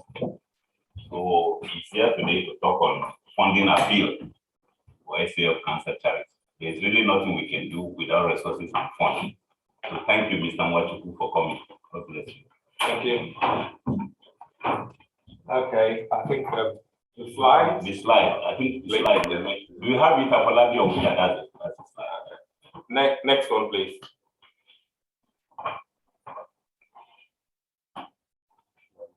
Yeah, and next. And keep going, please. Yeah, and next one. We need to share that. That's the one I need to do. Yeah, that's the one. So when we go to the screen, the one do control sharing slides. No, there's some presentation. No, there's some presentation we have here. There's your no, it's not on the screen.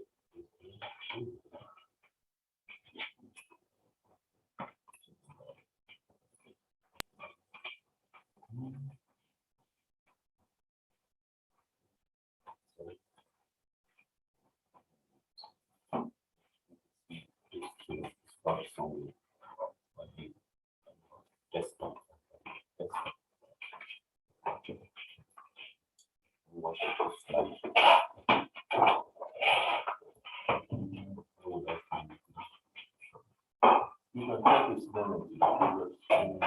No, so it'll be on the desktop, isn't it? Or your email. That's it.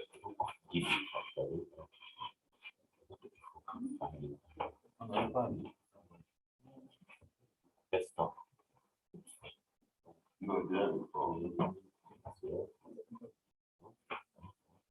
back to the first one. No, keep going. Back again. That one. Track. Desktop is where you should see. Sorry about that.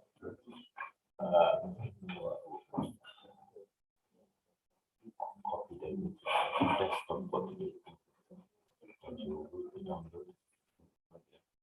So fine. Yeah, that's the different one. That's what you are. But he actually printed it. Okay, thank you.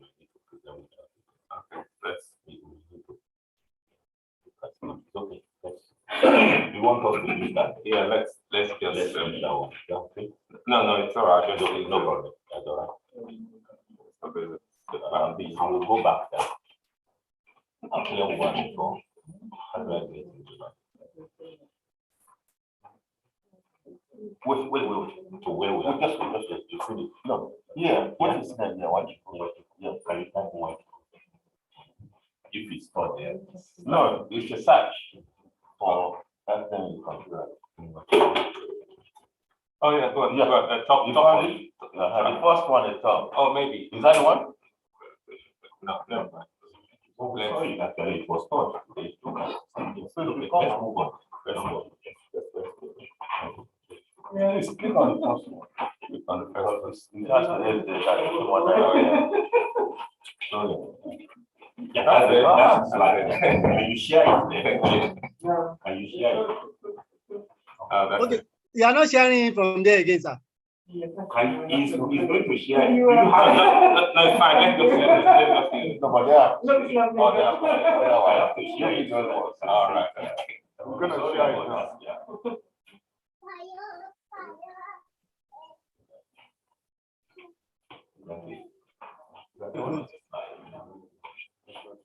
I know. No, but you just pick it up now. There's one at the top. The bottom. Sorry. Yeah, that's the slide. Are you seeing it at the other end? Yeah. It's not on full screen. No, share. Okay, this Share is not full. Just click from the beginning. Click from the beginning. resume share. But this is not what you wanted to share, right? Stop one. Stop the share and then do share screen again. And then Click the yeah. Okay, now are you seeing it now? Okay. Are you see the screen? Yes. It's perfect. Yeah. Hello. Okay, enough. Thank you, Mr. Mwatutu. Yeah. Having spent so much time trying to get a slide, just 4 slides actually. So it's like I have to find. Maybe 10 minutes. But I use 5 minutes. Yeah, I find the slide. I thought the 20 minutes was a bit. But never mind. Yeah. Thank you. So the challenges, having listened to Dr. Funsho this morning and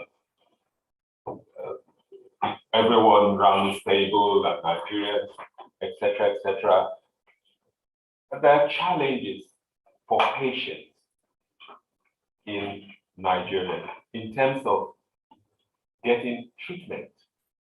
Because at the end of the day, you can have all the sophisticated treatment and all of that. But the thing is first to get to a Nigerian hospital and go through first the registration, just to fill in a form, just to have your name registered so you can have treatment. Half of the population actually fall at that hurdle. And that is the reality for half the population, that at that hurdle, they cannot go any further. All that we're saying about cancer and all that, it's all nice, but at the end of the day, money is the key issue. So 40% of Nigerian population, 83 million of them, they live below the poverty line. And the poverty line in this context is about 80 pence a day. So 40% of the population and rising, because this particular survey was done in 2019, 2020. So since then, we've had COVID and we've had this rampant inflation in the country. So a lot of people are streaming like a floor into this poverty cycle. So that is a huge context. The huge context is money. And this discussion is around what SAOF is doing. So how does SAOF come into this in this context? So the next slide, please. Then on this stats as well, and this stats is based on the National Bureau of Statistics, and also backed up by the World Bank. Another 25%. So of the 40%, for 3 million, another 53 million are classed as vulnerable. That is, they are somewhere at the edge of poverty. They are somewhere perhaps earning something like £1 a day before they earn it. You don't see these people. We don't see these people. Most people who can afford to travel abroad have no clue where these people live, but they are the majority in the country. Next. Yeah. Basic cancer treatment based on the research I did, and that was why I asked Dr. Funsho to give us some estimation what it costs. Yeah. To treat cancer, £1,000 upwards. So if you're earning ATP, if you're getting ATP a day, how many 300 or something pounds a year, this you have cancer, that's it. That is it. You don't go to the hospital, you just die, and there are no statistics. Next, please. I thought I just sort of put the whole of this thing in context. Again, to show why whatever impact you make in terms of SOF, in terms of the support of SOF, you have this sort of in context to see why this awareness is so critical. Because treatment is not an option. Treatment isn't an option for the majority poor. What will take them out of this is the cancer awareness, is the prevention, is the early detection. So perhaps they can have this operation that Dr. Funsho said, they find it early, you have this operation, it will cost a lot. So that is the content. If you look at that, Guy's Hospital, Guy's and St. Thomas' Hospital, the budget of Guy's and St. Thomas' Hospital is 1.7 billion. 1.7 billion is the budget. That is their turnover for 2020. Guy's and St. Thomas. Guy's and St. Thomas is one of 8, 9 hospitals in London, servicing a population of 9 million people. One hospital. The whole of Nigeria, that is the budget for the whole country of 200 million, 206 million people. Budget for the whole country. So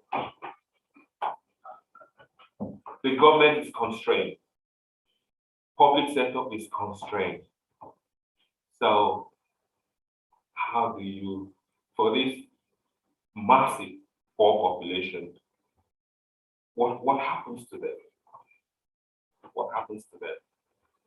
So next slide, please. Again, just a short one. I think this is my last slide on this bit before I comment on the funding.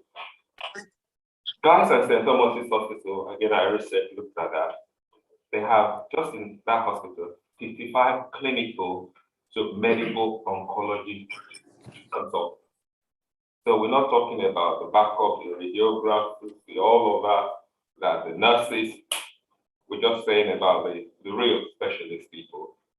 Just in one hospital, in a city that has about 10 or so, or 9 or so public sector hospitals, 9 million. The whole of Nigeria, between 50, the research I did, between 50 and 90, under 90 oncology in the whole country. Well, that's the research. The research I did, some came to, and I did quite a few Google and recent publications and the rest of the stuff, and they were coming up. One was saying under 90, And these are advocates for in terms of cancer in Nigeria. So one was saying under 90, another one was saying about 50. And guess what? Most of them work in the private sector. Most of them are in the private sector, or spending some time in the public sector, but also full time in the private sector, where they get paid the most. And of course, the top hospital, where, for instance, during the COVID era, before you could get admitted in one of the top hospitals in Lagos, you need to put a deposit about 10 million. I think 10 million naira comes to how much? That's about 13,000 pounds. Yeah. So whatever that translates to. So that's just a deposit before you have a bed. So it's a country of two very extreme two halves. So that is the context of poverty, lack of capacity, lack of staff, and government just no support, no money. And so SOF for 10 years now has been doing this awareness. This is going to communities, going to villages, going to churches, going to these places, taking stuff, taking literature, and all of these things cost money. They cost money. And looking at Yinka's account, platform's account some years back, and about 90% of the funding, operational funding, comes from him. In some cases, in a year, as much as 20,000 pounds of his money goes into this charity. So it's as if he's self-funding this charity. So Yinka, we want to thank you for that. Yeah. So thank you for that.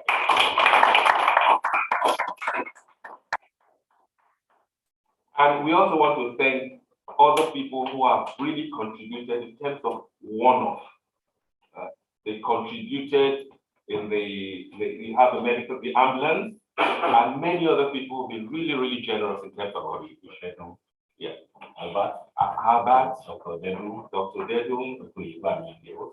yeah. A host of others who've given their time and contributed to all of this. So we also want to really thank you. But going forward and looking at this thing, because of all the time we've been on this thing, and the personal contribution of just one person, and the task we have, the challenge we have, we're not going to solve all of this thing. But we're just part of humanity. We all can give a little bit to save people. So it would be nice to have partners. So we have those who are partnering in terms of regular giving to this cause. So yes, the one-off is fine and grateful for that, but that regular giving, whether it is £5 every month or £10 a month in standing order, what that does is that it helps the trustees to plan ahead. So they can say, oh, we're going to do this in June, we're going to do this in March, we're going to do this in October. Whether it's £100 that is in the account or £1,000 that is in the account, that regular giving is very, very important. And you see on TV when the cancer foundations and all the people advertise and say, oh, give us £4, give us £10, regular direct debit and the rest. It just helps in terms of planning, which is really, really lacking at the moment. So that's the appeal for those who are watching. Perhaps if you can include your email address in the chat box, and someone can, maybe a Folabi or something, you can note that if you want to be a partner, if you want to be a partner of this foundation, and those who are in London, who are in the UK, there's a standing order. I don't know if that has been circulated. There's a standing order mandate there inside the newsletter. It's inside the newsletter. If also you can use the standing order, take it to your bank, and just whatever you are comfortable with doing. £5, £10, £20, whatever you're comfortable with doing. It just helps to plan for the charity to plan ahead. And that's and I think that's it. Thank you very much. Thank you.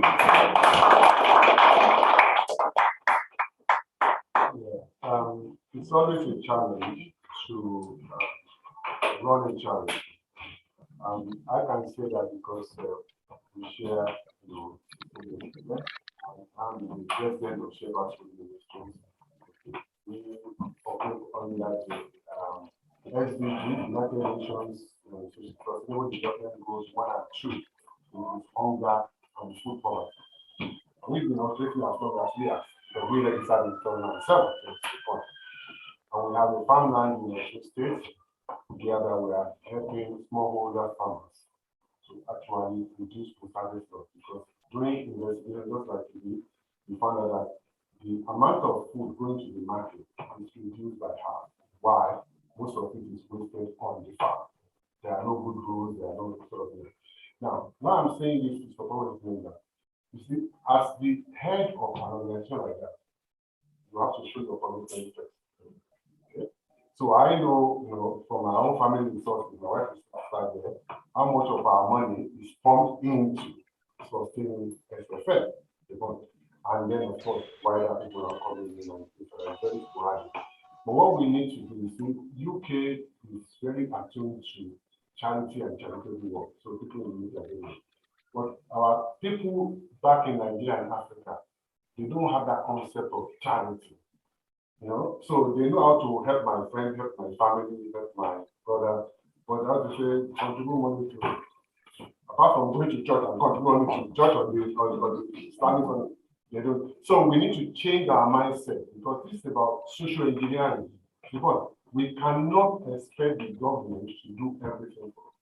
If we have 10 of SAOF working in Nigeria, can you imagine the transformation that would be? 10 of SFL working, because when people are hungry, they develop other things. So some people have come to your place, you see that this one needs food. So he needs food first. You have to give them food. With our own farm, we have 70 farmers, that are working with us cooperative. Every month when they meet on our farm, my wife will be on Zoom, because we Zoom them every month. My sister is in America, also in us, and then we'll be taking their, blood pressure.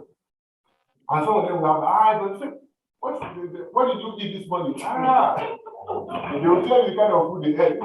You don't have to eat that in the morning. It's what you don't know. Awareness has to be created. So, and the cost, of course, of buying medicine, and also thank God that normally take medicine in cheap Nigeria and things like that, it's very hard. And then, of course, there's also fake drugs and also things like that. So all of those things are compounded. So we are doing business here, but there is a structural problem that we also need to try and overcome. But I believe that good will always overcome evil. See, we who are very conscious about this thing, we have to continue trying. So thank you for your effort. Don't give up. I say, look, when you start this thing, you just have to continue. You don't give up. You meet with a lot of frustration. Even people in government that you think, oh, they'll be able to do stuff for you, because we network, as far as what we do. You go to them and say, and they will promise you all sort of things that once you come back, they're forgetting about you. But if you give up, you are actually giving up on those ordinary people who have no voice and who have no means of getting to where you want to get to. So we continue to do that. So thank you for all your effort, and everybody should be passionate. Let us rally around good ventures like this. People will devote, because you are still have your full-time job. I still have my full-time job. We devote our time to this, running and running together. So that should be appreciated. And then let us write it and key into one of these. So I just wanted to use that to support what you have said. So thank you so much, everyone. Very well done. Thank you. Little drops make up the ocean, and it doesn't even have to be 5 or 10 pounds. It could be 1 pound a month. That's 12 pounds a year. And if 50 people do that, it helps. I must use this opportunity to acknowledge Professor. This ministry is actually Shepherd Farm Ministry. I have a big farm in Kutailego in Osun State. It's actually a partnership. Because it's been to my village, each time there's an activity, they take food to give the people. And all these things will help because somebody is not well fed, is likely to fall sick. And he's training people in agricultural ventures. I must acknowledge and thank you to God.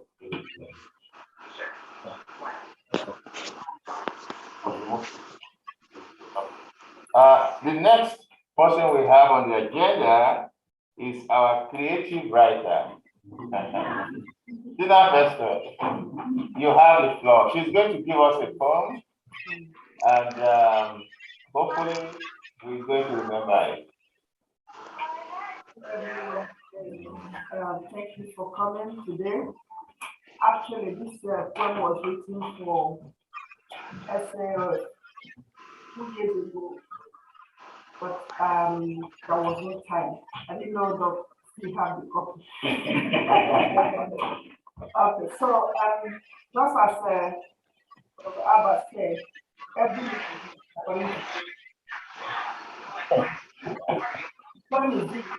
Mama, if you can't give a smile, what a thought you have. If love is not done, what a kind of plans might if you think of wrong, if you can't get when we see, even when we see that our journey is short, even when we could love but choose to hate, even when our eyes with tears are clustered, even when our brains are drained of thoughts, even when our pulse is red and flat, there is yet a change we can do. If you make some minutes, it will make a difference. If you donate some pennies, it will buy some equipment. If you campaign for SFO, it will create awareness. If you create awareness, many lives will be saved. If life are saved, we will celebrate our victory. If we celebrate our victory, we disgrace Mr. Cancer. I want you to see cancer as a whole, maybe animal or whatever. So when you want to destroy something, you can start by dismantling the parts. So this stanza is going to say how we can dismantle the parts of cancer. We can kill the seed and ignore the answer. We can kill the A and snub the inside. We can break the N and skip the cell. We can make the C and disregard the ER, the F. We can blank the E and bypass the R. But when we kill the R, so the R is the last word of cancer. So by the time we destroy it, we can all decide today, say, I'm going to be hacking on cancer by contributing 5 pounds. I'm going to be destroying the A every month by giving 10 pounds. So that's the part we have to play today. Choose a letter from cancer, which will be hacking on our journey to destroy cancer completely. Cancer or cancer, horror indeed to call. Your name is coffin, reed, and graveyard. You feed in brokenness, devastation, and sorrows. You are forever cursed by all and sundry. You feel too proud and in bed with impunity, but your days are numbered as we join hands with SFO. Our support to SFO are noble ventures. Little drops of water make a mighty ocean. It might not be easy, it might not be immediate, but bit by bit, the battle will be won. Let's wear our girdle, let's wear our gloves, and let's say to cancer, enough is enough. Thank you very much.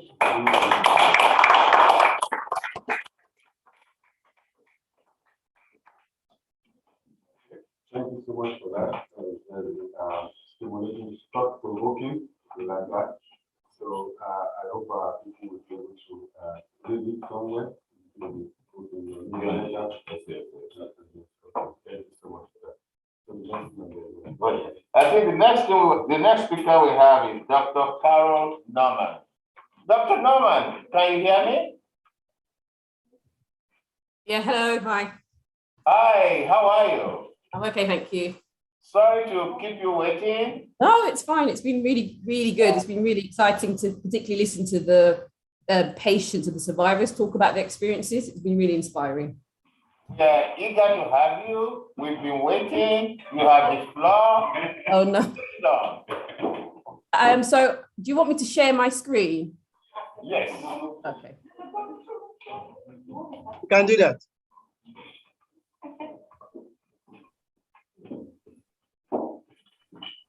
Can you see that? Not yet. Okay.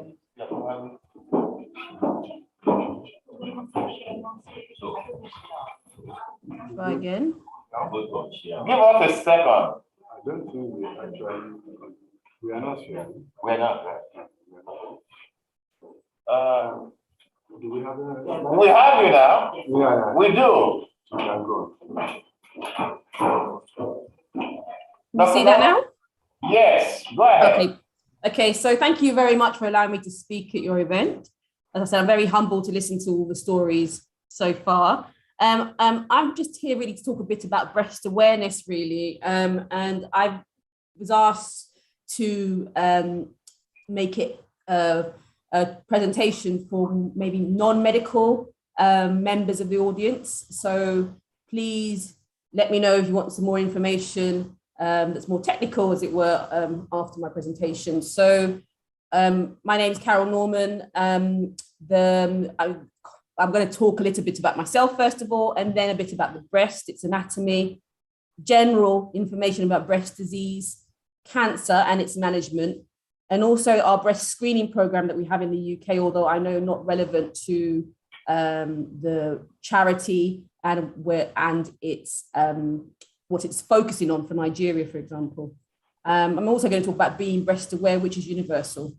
So was born in Sierra Leone, and I'm half from Sierra Leone and half from the Gambia. I came to the UK at the age of 6, and I studied at Imperial College with my medical degree. I did 10 years of general and trauma surgery training based in London, Kent, Surrey, and Sussex.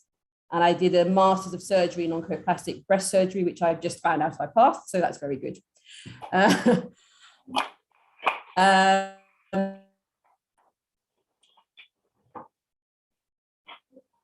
I completed my specialist on breast surgery, including the Royal Marsden, and I also completed a 1-year fellowship at Guildford, based in Surrey. I'm now a consultant oncoplastic breast surgeon at the University Hospital Sussex in the NHS, and it's exhausting, but it's very good practice. So really what I'm here to talk about is the breast. So what is it? Quite simply, it's made up of, as you can see in this picture, fat, lobules, ducts which travel up to the nipple, the areola, and then lots of what we call connective tissue to form the structure of the breast. And it's important to know about this because that tells you a lot about breast disease, how we can detect it, and how we then manage it. So the breast is an organ whose structure reflects its special function, the production of milk for lactation, for breastfeeding. And it consists of those lobules where milk's made. They connect to the ducts that lead out to the nipple for suckling. So females and males have exactly the same identical structures, but obviously men lack the specialized lobules for milk production. So what's the natural history of the breast? So it develops at the age of approximately 10, actually in both men and women, but the increased growth is because of a rush of hormone, estrogen and progesterone. This increases throughout puberty, and actually the breast then changes obviously in pregnancy, for lactation and breastfeeding, when women hit the menopause, and also in what we call involution, which is aging of the breast, which begins at approximately 35. What are the sort of common breast changes that are seen? So in terms of breast development and puberty, there is that change in texture and size of the breast. We can see benign breast lumps such as fibroadenomas, which are very are benign. In menstruation, there's a change in the texture and size of the breast. In pregnancy, sometimes this is the first sign that you are pregnant with changes in the texture, size, lumpiness, and pain in the breast. When lactating or breastfeeding, you can encounter issues such as mastitis, which is inflammation of the breast, abscesses, and blocked milk ducts. And around the menopausal period, there is a reduction in the size of the breast, a change to fatty tissue, and you can get more breast cysts, which again are benign changes. So the involutional change of the breast is that change of thick glandular tissue when you're younger to fatty tissue as we age. So in terms of breast disease that I see in clinic, probably 85 to 90% of the pathologies that we see are benign, and they can be infective or non-infective. There are also things called B3 lesions, which are lesions which have a potential to become cancerous in the future. And then we've got malignant and cancerous change. So in terms of benign breast disease, we've mentioned mastitis, which can be whilst you're breastfeeding or not. And in those which are non-lactational, it's mainly in patients who are diabetic or who are smokers. And mastitis can lead to abscess formation, which can lead to sepsis. So actually, this must be managed expectantly with antibiotics and hospital treatment if required. And then there are things like periductal mastitis, which are very difficult entities, and we tend to find these sorts of benign changes in smokers. In terms of non-infected, I've mentioned fibroadenomas already, cysts, ductectasia, which is widening of the ducts. In older women, sometimes we find what's called fat necrosis, which is a death of the fat cells that we saw around the breast anatomy picture. And then deposits of calcium, which again are perfectly benign. And in men, we can see an increased growth in breast tissue called gynecomastia, which can be caused by a number of things, mainly physiological, mainly just an imbalance in hormones with lower testosterone and higher estrogen, but also in men, for example, who take anabolic steroids, certain medications, and actually illicit drug use as well. So we talked about, I mentioned indeterminate breast lesions, and I'll just list, this is just listed for the medical members here. And for these sorts of lumps and these sorts of lesions, we excise because there is a 5 to 30% risk of becoming cancerous in the future. So what's breast cancer? It's uncontrolled division of abnormal cells within the breast tissue. And there are two main types, in situ or invasive. And just going back to that first picture that I showed you, I know it seemed very simple, but when we looked at the ducts and we've got the inside of the duct here, you can see that this is a normal breast duct, nothing lying within this. When we have something called in situ cancer, we have cancerous cells within the duct, and they don't stray through the lining of the duct at all. We call that ductal carcinoma in situ, an early form of breast cancer. When breast cancer becomes invasive, it goes through the lining, and then we have invasive ductal, in this case, or going back to that first picture, invasive lobular carcinoma. And these have an ability to spread into the lymph nodes, into the rest of the body. And I've also listed some other rarer forms of cancer here. Cancers can be hormone sensitive or hormone insensitive. And there are lots of biological markers that we can look to see whether the type of cancer we found is going to be a more aggressive form of cancer. We always look at the lymph nodes under the arm because that's where breast disease likes to spread to first. So what are the statistics? So in the UK and the US, the most common cancer in women is breast cancer, 1 in 8. It's the most common cancer-related cause of death in women. It does occur in male, but it's rare. It's only 1% of breast cancers in the UK. And there is this worldwide variance in incidence. The incidence has increased since the 1970s. And the thinking behind this is that with a more of a sedentary lifestyle, with obesity, with alcohol intake, that this has led to an increase in the number of people having breast cancer. And there's also an increased incidence with age. So the vast majority of cancers, more than 80%, are those in over 50. However, it's still the most common in women under 40. From what I understand, in Nigeria, there is a lower incidence than Western societies, but there has been an increase in incidence generally. And again, we feel that this is because of urbanization and a lifestyle change and obesity. So 34 to 46 per 100,000 is what I found out. Please correct me if I'm wrong about the current incidence of breast cancer in Nigeria. And we tend to see an earlier presentation in terms of age compared to Western societies. Patients present later, and we've already heard about the issue with health-seeking behaviors and resources. And there's a higher rate of aggressive cancers actually throughout the world within brown and Black populations. And there's lots of research going on to looking into that as to why there's more aggressive types of cancers, such as triple negative breast cancers. And I read this quote from a paper in the World Journal of Oncology that Nigerian breast cancer patients are likely to be premenopausal, obese or overweight, with no family history, of a higher tumor grade, as in more aggressive, triple negative subtype, again, more aggressive, at a later stage, and hormone negative. And these findings explain why there's a high mortality rate seen in the Nigerian breast cancer population. And the authors feel that this information can be modified or used to have targeted treatment to ensure a better outcome for patients. We mentioned some of the risk factors for breast cancer, which are worldwide: being a female, increase in age, exposure to estrogen, so having early periods or very late menopause, not having children, not breastfeeding, and then exogenous exposure, such as the contraceptive pill for long periods of time or hormone replacement therapy for long periods of time, being obese, and alcohol excess as well. And very rarely, in less than 5% of cases, genetics come into play, which increase your risk of breast and ovarian and other types of cancers. And we've discussed the previous breast conditions, those B3 indeterminate lesions that can also lead to breast cancer. So what are the symptoms? What are we looking for? So in the breast tissue, we're looking for a lump or thickening, a change in the size or the shape of the breast, a skin puckering or dimpling, which can be quite subtle, as you can see in this picture, or an ulceration or a rash that just persists and doesn't go away with treatment. Now, this is called peau d'orange. This is inflammatory cancer, which can mask itself as infection. And it's called peau d'orange because it's like an orange peel. And this is a particularly aggressive type of cancer.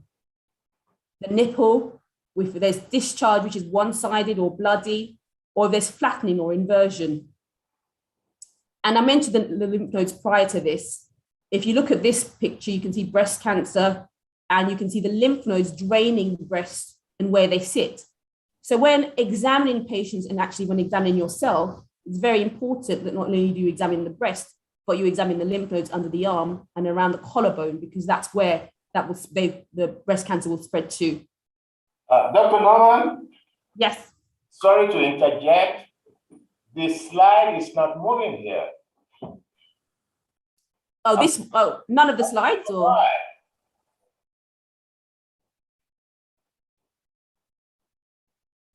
Are they moving now? No.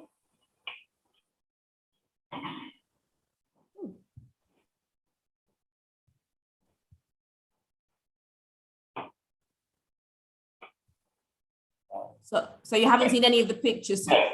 Now it's moving. Thank you. Okay, so I'll go, can you see these moving? We can see the new slide. Yeah, breast skin. Breast cancer symptoms. Oh, okay. That's what we see here. Okay. Cancer types. Diagnosis. Breast cancer symptoms. Oh, so you hadn't seen it. You hadn't seen me going through the slide before. Sorry, apologies. No. Oh dear. Okay. No matter. Sorry. So I'll do it this way. So you can see the breast cancer. You can see that it spreads primarily. First of all, if it's going to spread, it will spread into the lymph nodes under the arm and around the collarbone. So it's important to examine yourself. In terms of diagnosis, it's primarily primary care. Via the GPs will see patients, and if required, they'll be sent into secondary care via either a 2-week pathway. And in some areas, we're doing what's called a direct mammogram. So if patients present with breast pain, they're sent straight to have a mammogram. If there's any issues, then they're then seen in hospital. And in some areas, we're doing 4 to 6 week non-urgent checks. So when we see patients in clinic, it's a triple assessment process. And the first step will be taking a history and clinical examination. The second step will be imaging in the form of ultrasound scan if you're younger than 35 or 40, depending on the area, or a mammogram and ultrasound scan if you're older. Tissue biopsies, if they're required, will be taken. And they can either be in the form of tissue or cells, as I've documented there. And this is just examples of the investigations. So breast cancer management is multidisciplinary. It's breast surgeons, it's oncologists, radiologists, pathologists, breast care nurses and plastic surgeons and all the auxiliary staff. And we're constantly in contact with GPs. And there are 4 arms of management. So local management, and we mentioned this previously in talks, with surgery or radiotherapy, and systemic management in the form of what we call chemotherapy through a drip and or biological therapies, as well as anti-hormone or anti-estrogen therapies. And in terms of breast cancer surgery, which I perform, there's a variety of things that we can do. So for small cancers, we do lumpectomies, or what we call wide local excision, which, if you can feel, is a straightforward operation. If not, what we do is we place, on the day of surgery, the radiology team will place wires into the area, and then we follow the wires during surgery, remove that, and X-ray the lump to make sure we've got the cancer, the wire, and a cup of tissue for a safety margin. In patients with larger tumors or genetic positive patients, you would offer mastectomies. And with wide local excisions or lumpectomies, if we're taking away too much tissue, there are techniques that we can perform to preserve the breast tissue and preserve the shape of or the envelope of the breast tissue. And I perform these procedures. So there are things called mammoplasties, which are a variation in reduction of the breast. And there are things called chest wall perforator flaps, which I specialize in if, for example, we've got a big breast cancer in this aspect of the breast, and you take that area away, you can use tissue on the back, not the muscle, just some fatty tissue and skin and the blood supply to fill in this area and recreate the breast shape. In addition, we always do axillary surgery, and I know my colleague had spoken about sentinel node biopsies and clearances of the axilla, so I won't go through that again. But in terms of what we can do if we've done a mastectomy, is we can reconstruct, and I carry out both implant and I have done autologous reconstruction. Implant reconstruction is as it states, taking away the breast, you use an implant and sometimes a mesh, which is a sling, which helps to form the breast. And autologous basically means using the patient's own tissue, so either the abdomen, the thighs, or the back to create the breast shape. And I've been fortunate enough to perform some of these surgeries at Queen Victoria Hospital with the plastic surgeons. And there's lots of innovation, although in the context that we're talking about, maybe not so important, but things like oncotype testing, which individualizes the management for each patient. So we take some tissue that's sent off to a lab in San Francisco, and we can then plan whether a patient needs chemotherapy or not.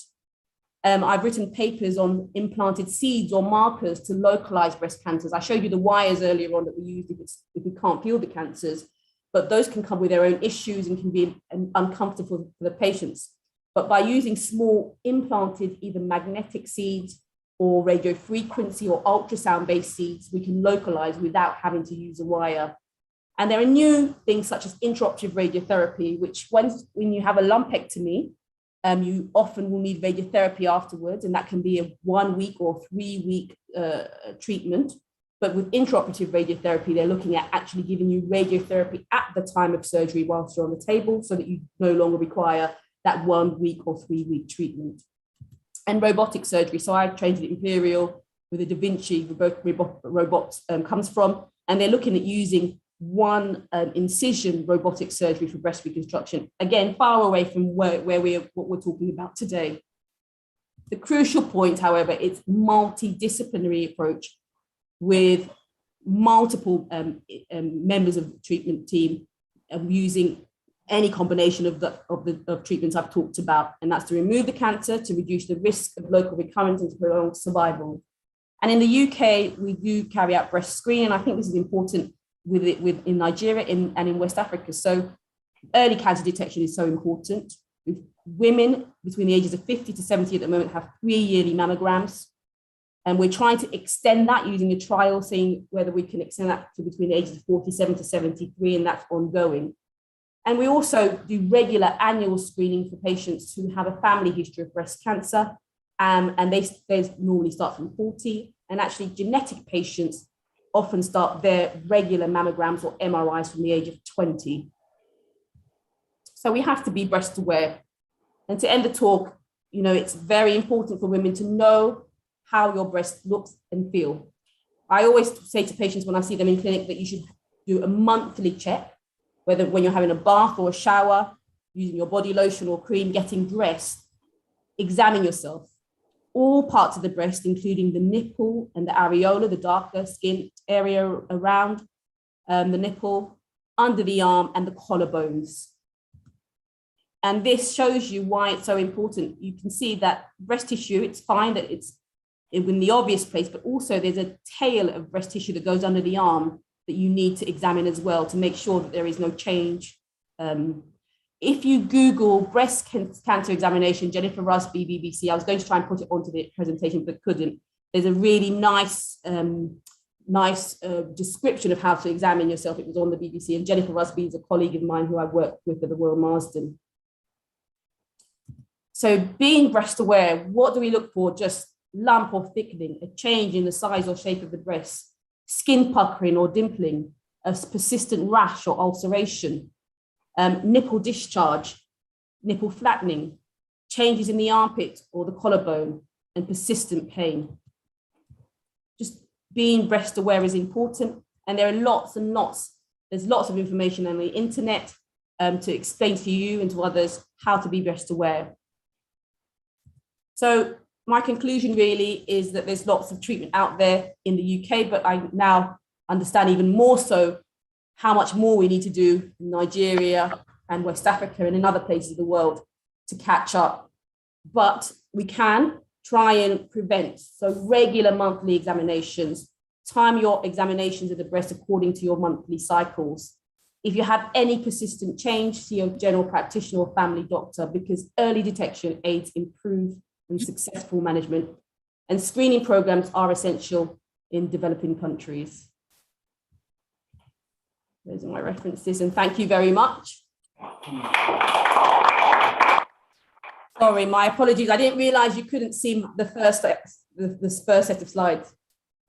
Okay, you were eloquent enough, so thank you so much. Any questions? Which one before?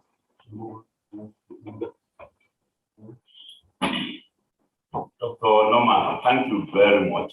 Really appreciate that, despite all the constraints.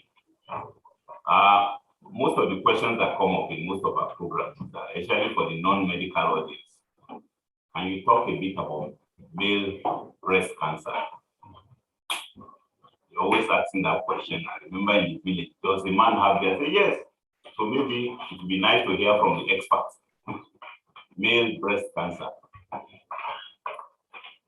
Do men have breast cancer? Do you say? Sorry, it's difficult to hear. Yes. The audience. Yeah, so it's rare. It's 1% in the UK. However, I have to say, for example, in the last year, I've treated approximately 6 men with breast cancer, and all of these cancers have been aggressive cancers. So I think it's just as important for men to examine the area, just as important to attend. And I think I'm seeing more and more male patients in clinics. So in the UK, at least, men are becoming more breast aware, and it's important for, and as I say, because it can be quite aggressive by the time, and the types that we see, so important for men to examine as well. Thank you for that. Good. I have a comment to make on this, just an addition. If you check, we actually do a lot of work on printing out self-breast awareness for the SUF, especially in rural Nigeria. It's the CD we have, self-breast campaign, both for male and female. You can check your breast yourself in your bedroom in the morning, and SUF is sending out this mostly in rural Nigeria. to help men and women. Check in the morning, look at the breast. If the one is not the same as the other, please look for help. So there are SOFDs on self-breast awareness campaign. Any other question for Dr. Norman before she goes? Just before Dr. Norman leaves, I want to acknowledge the presence of Dr. Wallace in the room. She is an oncologist in California, and she also practices here in the UK. And I just want to ask Dr. Wallace if you want to express an observation that will be helpful to the audience, in addition to what Dr. Norman just spoke to us about. Hello, everyone. Thank you, Dr. Norman. You did a very eloquent breast surgery presentation. As it is in the UK, I have discovered that the breast surgeon is actually the first line to get to see the breast cancer patient. In America, they are actually almost like the third line, because over there, once it's picked up either by the general practitioner or by oncology who carries out breast cancer screening over there, then the oncologist who's considered a cancer specialist is the one that then triages and determines where the patient goes next based on the presentation. And rightfully, like that's normal says, we find out that over in America we call black people of color African Americans. Asians and Caucasians also have a higher incidence of breast cancer than African Americans. But when it does occur in Black people, it's usually more aggressive, and the presentation is usually later. And we find out that that's because there's a lot of stigma and taboo associated with cancer. I dare say that across all cultures, cancer is actually considered more like an affliction across all cultures. Nobody wants to have cancer. Nobody wants to die from cancer. People generally are happy to declare that their parents or their loved ones died from heart disease, seizure disorder, something like that, or asthma, than say that they have cancer. And particularly breast cancer, because that's probably one part of the body that is actually exposed. If it's colon cancer, it's even easier to deal with across all cultures. But since breast cancer occurs mostly in women, and only 1% of breast cancer being male breast cancer, it's associated with a lot of the psychosocial problems. So when we do, our people do present, they present late, and not only do they present late, up until recently, they're also shy to show up for treatment. Because by showing up for treatment, you're acknowledging that there is something. So that cultural stigma, that dilemma, that denial is what we try to work on. In fact, in Africa, Nigeria, my year is in final year in school, we had rotation to the rural areas. And what we found out is health education is not health practice. So you educate people about what they need to do and how to present when they have cancer. But even as much as you educate them, do they put it into practice? And we find out that across all board, even public health, cancer, when you go to the rural areas, as much as you inform them and educate them, they don't necessarily put those things into practice. So your outreach has to be more. And in rural areas, and also in rural America, I guess there is rural America, you find out that people would go to their churches, their priests, their churchmen. In America, with women, after patients, young women with fungating breast masses that their preacher had told them, don't let those doctors touch you. Till a point when the family will bring the mother in, and then the mother is still on the phone, in bed, dying, on the phone, talking to the pastor, who's instructing her not to get salvage surgery, not to have salvage surgery. It's a big issue, and sometimes these pastors are faceless. So you can't send the police or the social worker or someone to go talk to them.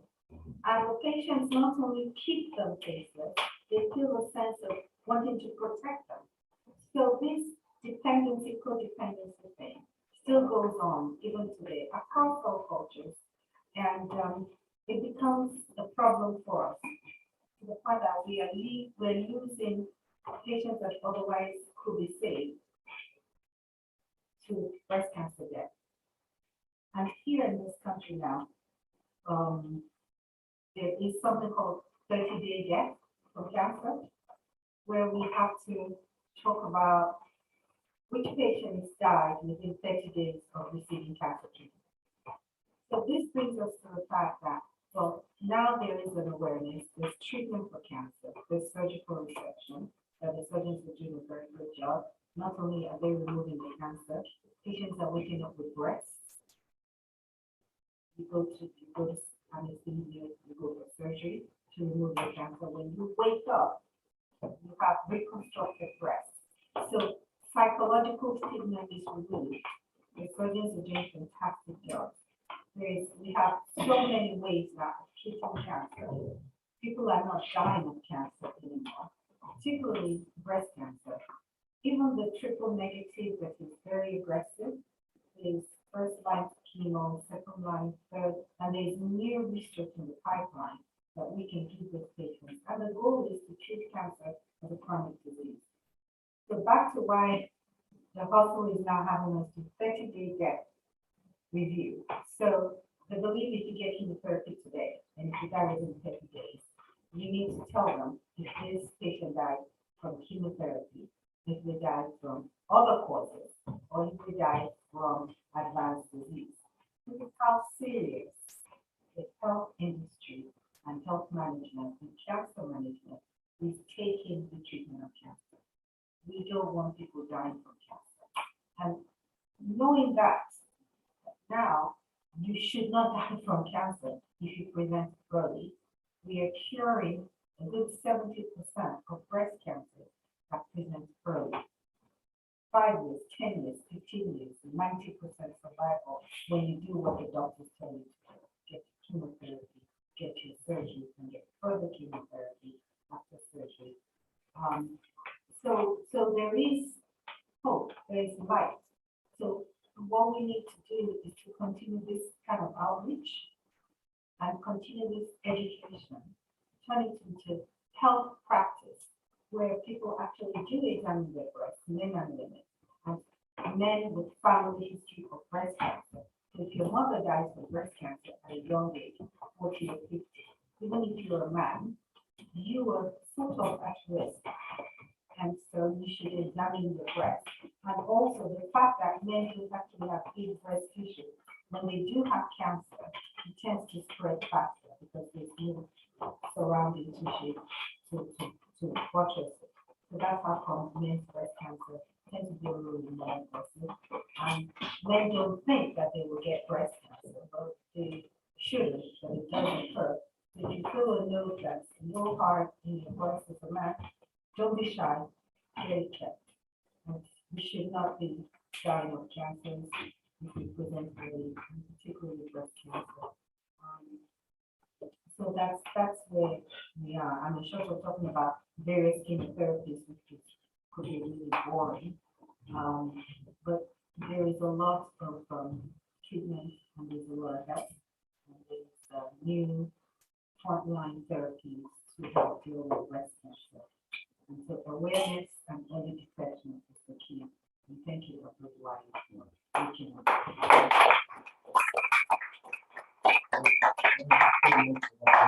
We appreciate We need to move on quickly because getting data in Nigeria is not also yet. So let's yes. Okay, thank you all, and thank you again, Dr. Wallace, for the cultural perspective you put on it. The next speaker should be Joseph Esheiba. Joseph, can you hear me? Joseph. Mr. Esheiba. I don't think it's there. Okay. It's not there. It's not there. Okay. Then maybe you'll be back. I sent you a message. Okay, thank you. Dr. Taj. Can I just talk briefly about Dr. Taj? She's my colleague, one of our new partners in the Illyfield Medical Center here in London. Very brilliant GP. It's quite interesting working with Taj. And incidentally, we share the cancer program for the NHS together in the practice, and she's been a very, very helpful hand. He wrote some stuff for the SAF newsletter, which will be published in future. So she's here to share her experience of cancer care here in Mission with us. Thank you. Yeah. No problem. Albert, can you hear me? Oh, yes. A new speaker is coming on. We couldn't hear you before, so you come up after her. Just all right, thank you. 10 minutes.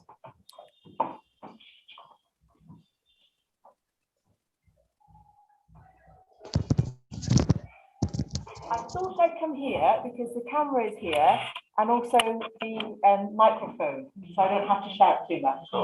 But if you can't hear me, please do let me know. Put your hand up and I will try and be louder. So you can see my face here, just here in the corner. Come to my side. Come here.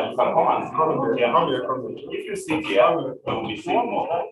So let her come and sit here. Okay. And you see her here. That's okay. Yeah, this is fine. You want to stand? Okay, no problem. No problem. Yeah. So Dr. Oduwai asked me to speak about cancer screening. But also I noticed that Dr.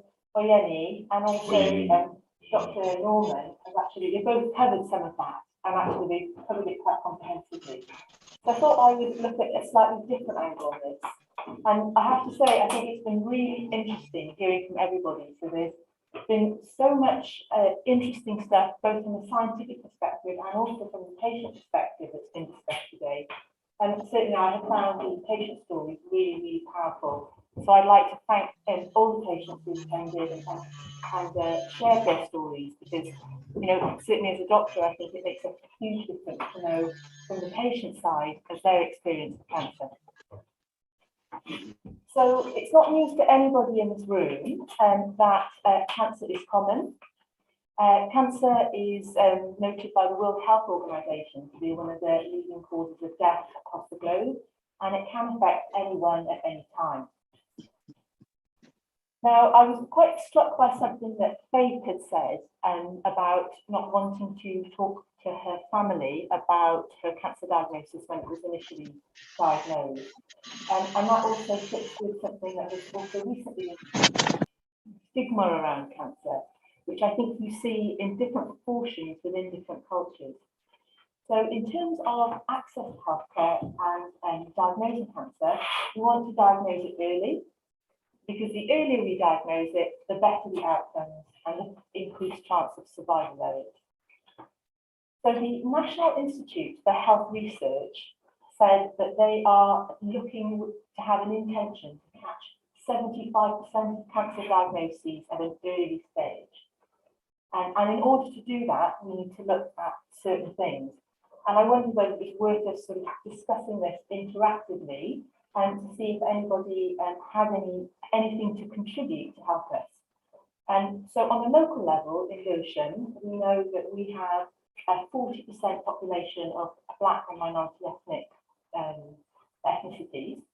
And we also know that certainly in terms of our cancer screening locally, that we have much lower levels of patients taking up screening, and in particular bowel screening. So a lot of patients across Lewisham don't do it. So we come quite low in terms of London figures for that.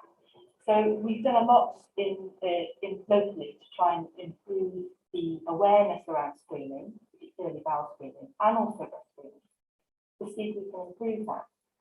And we do know that screening helps, because screening will help to identify cancers that people have no symptoms of, and screening helps to pick up all cancers. So you might potentially get a cancer picked up at an earlier stage if screening is participating. So in terms of barriers to diagnosis, there's habits. So we know that there are some habits and lifestyle habits that are that give you slightly increased risk of cancer. Now, can anyone tell me what somebody could do that might increase their risk of cancer? What's the risk factor of cancer? There we go, smoking. Anyone got anything else?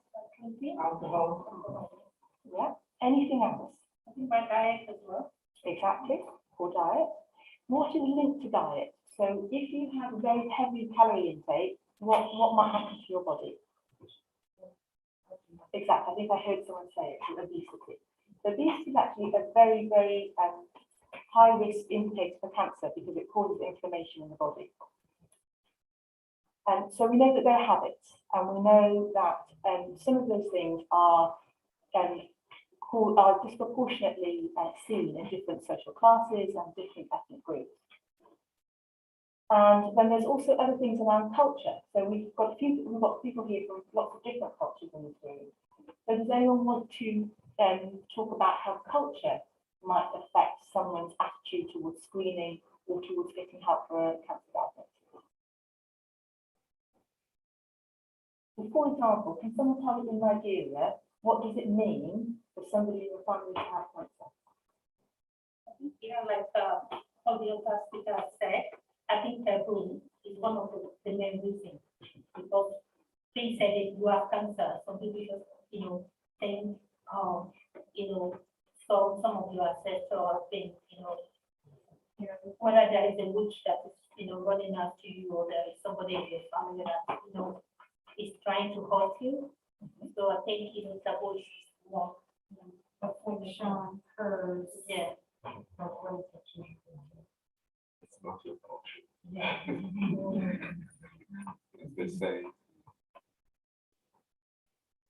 And so you won't think it's sometimes fear or afraid, what the outcome is going to be, how to move forward from there. Thinking it's contagious or it's catching, so they are afraid to come near you because they think that they could catch.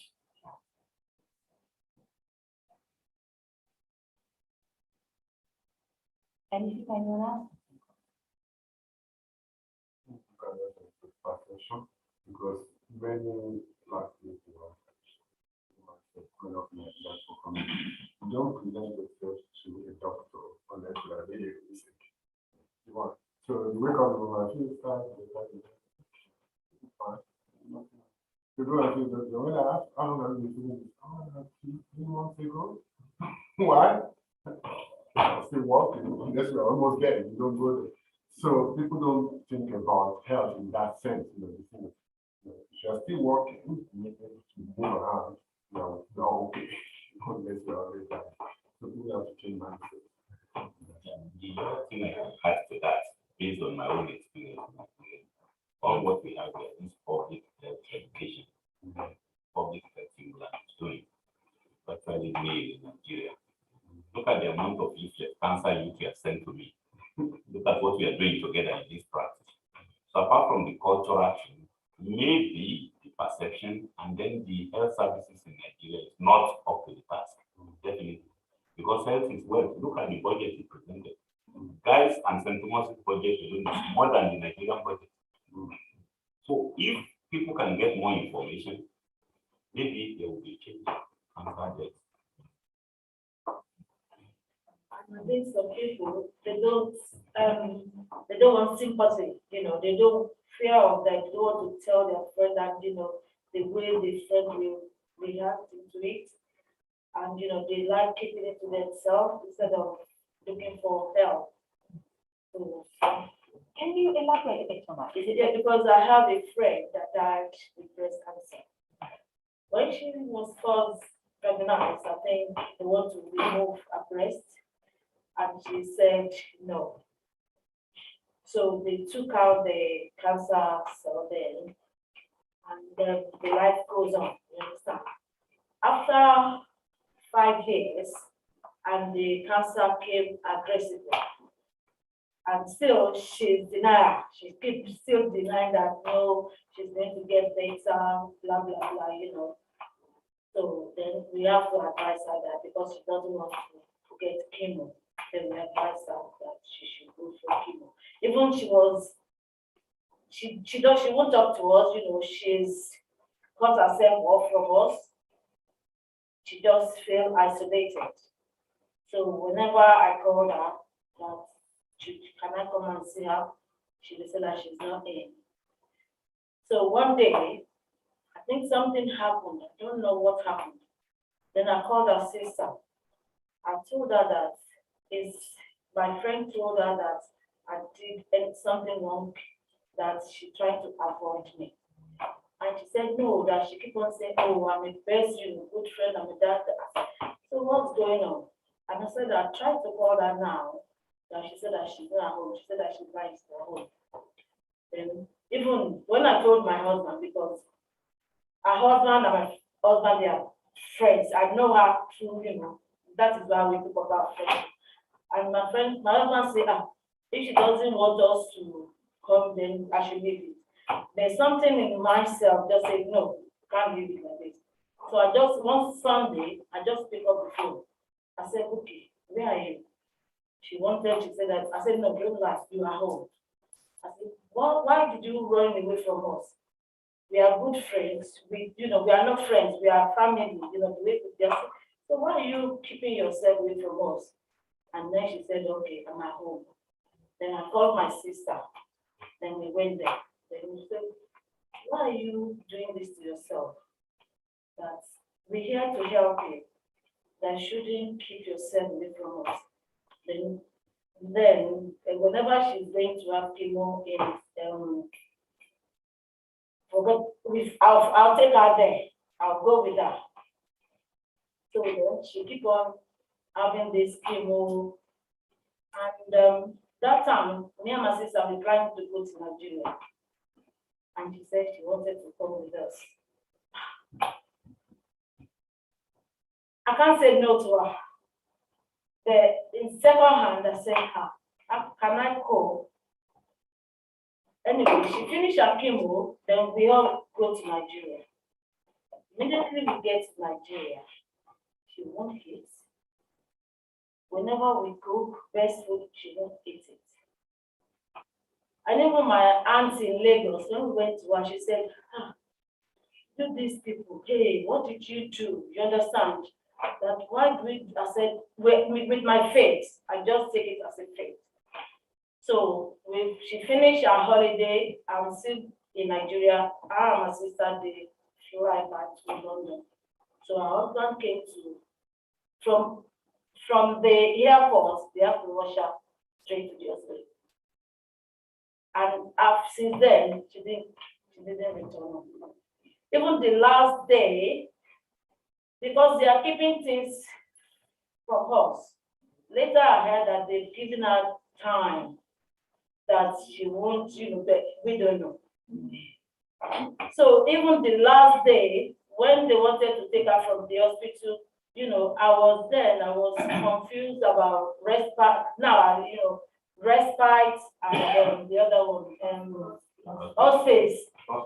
So when they say that they are taking, I thought they're taking out respite. I keep on assuring her that don't worry, you get better there. I think you will try to force you will heat. I still encourage her. I didn't know that they are taking her to hospice. So, and that is the second day. I think when they took her there, the second day, that is when she passed away. There's something interesting that came out of this discussion. Like you remember, patients, especially terminally sick patients, it's not very good to encourage them to travel. You understand? I know, I'm just telling you, maybe you didn't know. Yeah. They have very people, because the services back there is not as what we have here. You understand? So people like that, some will be honest and can I try? I say no. Because I don't know the health services where you're going. You can get more help here in the UK. Thank you for that. Dr. Roy, can I just ask you a question? If that is the last wish of the patient, There's nothing you can do. because obviously there's some patient you know. We've had cases like that. Who knows that he's going to die in a nursing home here? He was telling the doctor, you understand, the relative came to see my colleague here that they want to go home. And somebody who is almost vegetable. Of course, they decide as a family that they want to bury him home. So there's nothing, and they took him away and he died there. Because some people would. No, you have to respect their wish, but you have to give them the honest advice. If she gets better, Patience, which is if very she gets important, better, but you still make your own point. But obviously, this one we know she is going to die. They went and buried I said, if I didn't let her come with us, if she gets better, I'm going to be one of her haters. Because I deny, her in taking her to Nigeria because she wanted to go with me. I understand. You trying to do the best for her. Yes. No, I was just going to add that all the sentiments expressed about the stigma attached to cancer patients is the same as in Ghana. And that's what I was going to say. Thank you very much. And that's useful to know because actually what I find quite interesting is that certainly I'd say not uncommonly do you find with your African patients, with my African patients, if I ask them about family history, a lot of them will say, well, I don't know, but that doesn't mean it doesn't happen in my family. And I often find myself quite curious about that. So there is perhaps something around culturally, the taboo around health and illness. What's like in India? Good question. That's what it's like in India. Yeah. I think if I'm totally frank, which is going to sound slightly facetious, everyone's got diabetes. More diabetes than cancer. Yeah. And there is certain cancer, and certainly I would say my experience from my own family, people will be open about it. I don't know what it's like in India, but certainly not rural India, which might be very different. But I think people are fairly open about it. Thank you. So just very briefly, I know we're running out of time. So just two things really, which is to really think in terms of screening or our access to healthcare or our attitude to healthcare. There's a few things that everyone's picked up on something different. There's a spiritual element of it. There's the misinformation. There's the psychological element. The fear, the denial. Then there's the attitudinal aspect and the educational aspect and the infrastructure aspect, all of which we've talked about today. The only other thing to mention is something that Lewis was mentioning, talking to me about earlier, which is about how you can help yourself. So if you want to stay healthy, you've got to get the basics right. And I will hold my hands up and say, I'm not always particularly good as a doctor to talk about the basics. Okay, you've got to eat right, you've got to sleep right. Things that you know are bad for you, don't do them. It's as simple as and make sure that you're eating healthily. And I think when you can eat what you like, you can eat however works for you. But so long as there is whole foods and plant-based aspects to your diet, you work with fine. Thank you very much.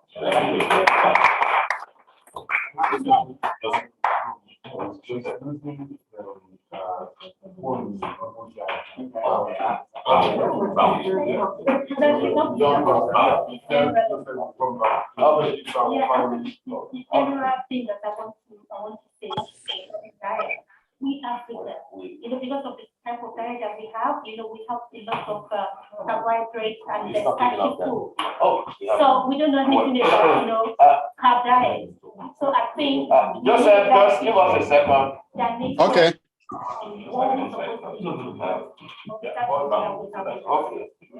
Mrs. Bao. Mrs. Bao.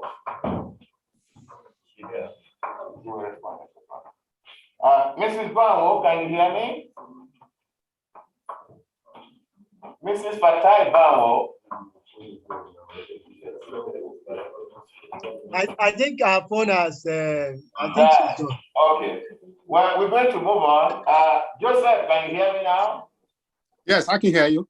Yeah, the next speaker is Joseph. Joseph spoke at our New York conference 2018.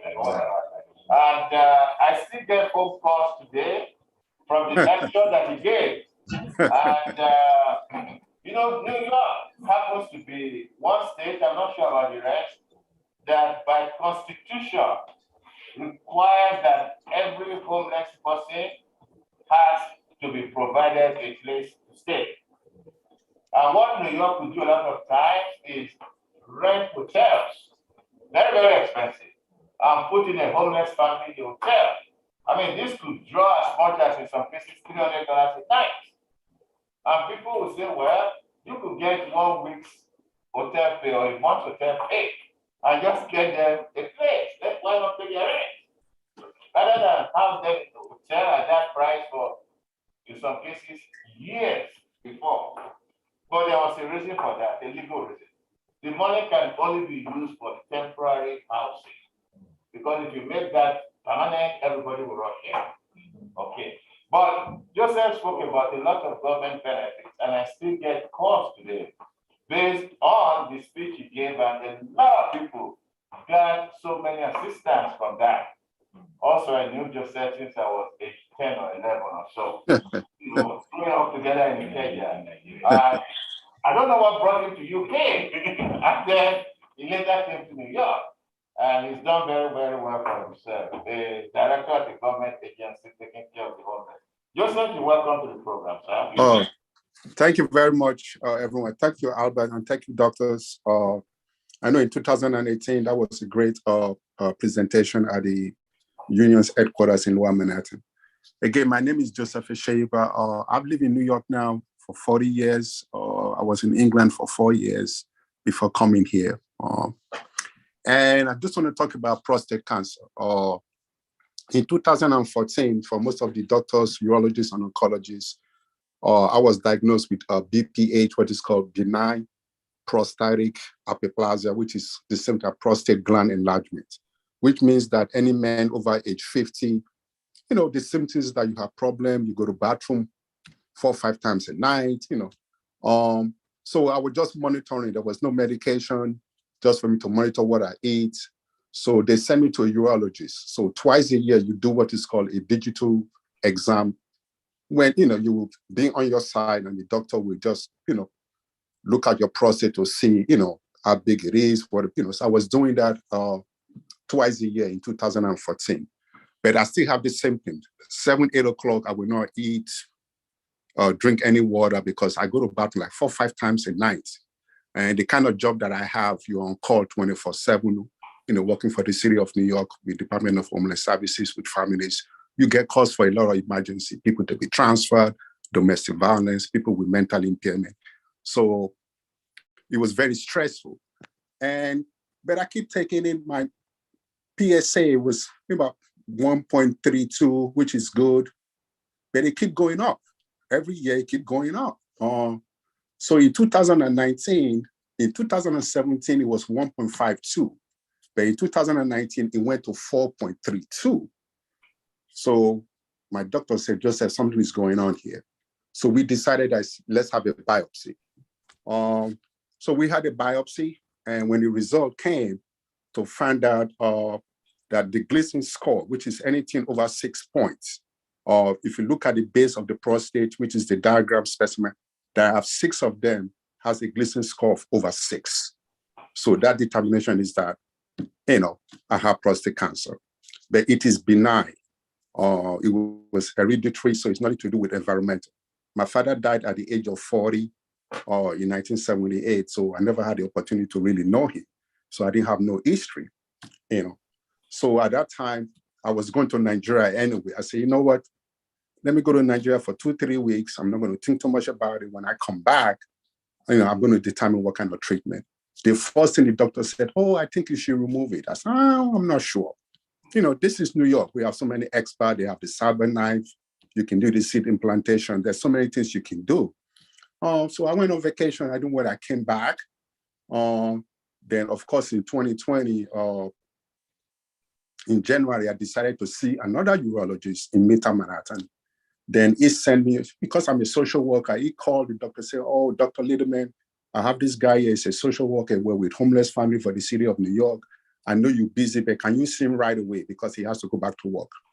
So I went to see Dr. Letterman, and basically he sat me down. He told me, say, listen, we're going to do body radio surgery. This is what we do here. The first thing is that let me get all your all your papers. So he called all my doctors. Like I said, I do it every 2 years for the past 7 years. I do my PSA. So he has the whole history. You look at my biopsy.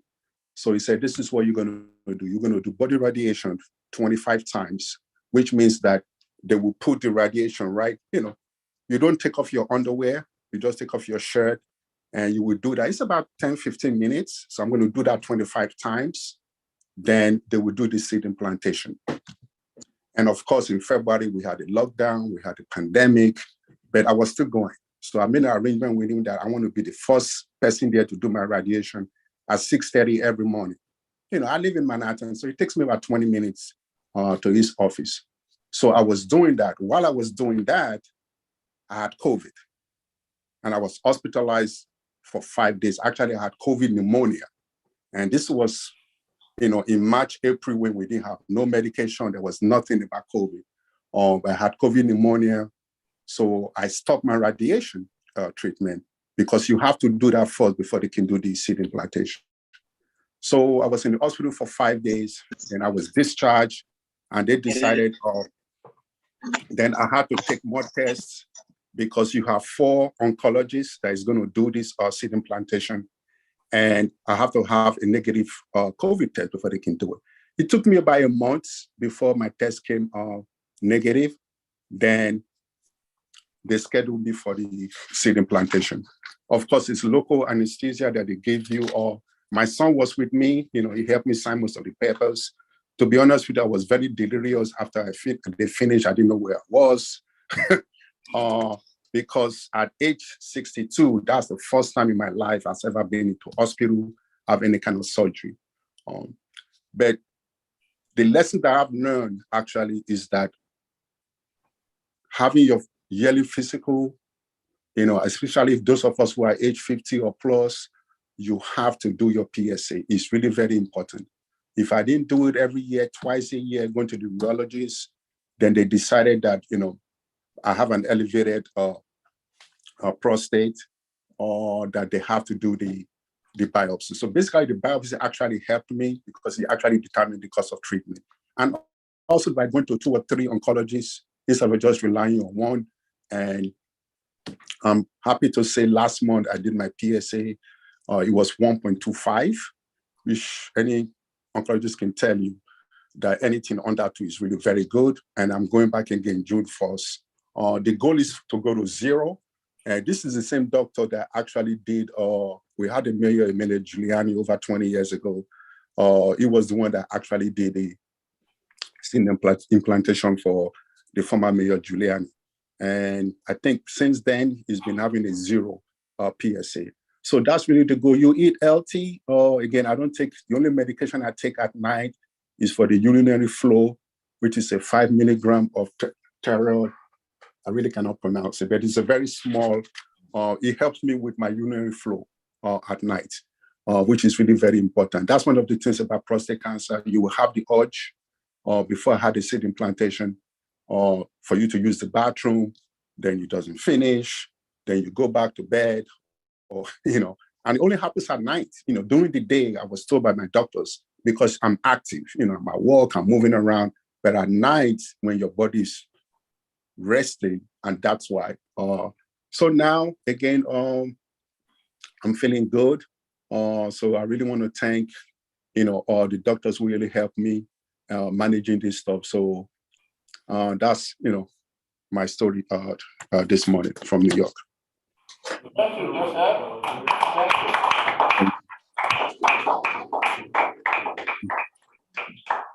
Unless we have questions for Joseph, we're going to move on. Enjoy your weekend, man. All right. Thank you very much, Albert. Thank you, doctor. Thank you. Is Mrs. Fatai Bao now with us? Mrs. Bao, I think we missed that. So we're just going to move on then to the last thing on the agenda, which is vote of thanks from Dr. Banji Oyebami. Dr. Oyebami, Dr. Ibrahim. I can't see him again. I don't know. Not here. While we are waiting for him, yeah, okay. While we are waiting for, there's one question I wanted to ask Dr. Tarek.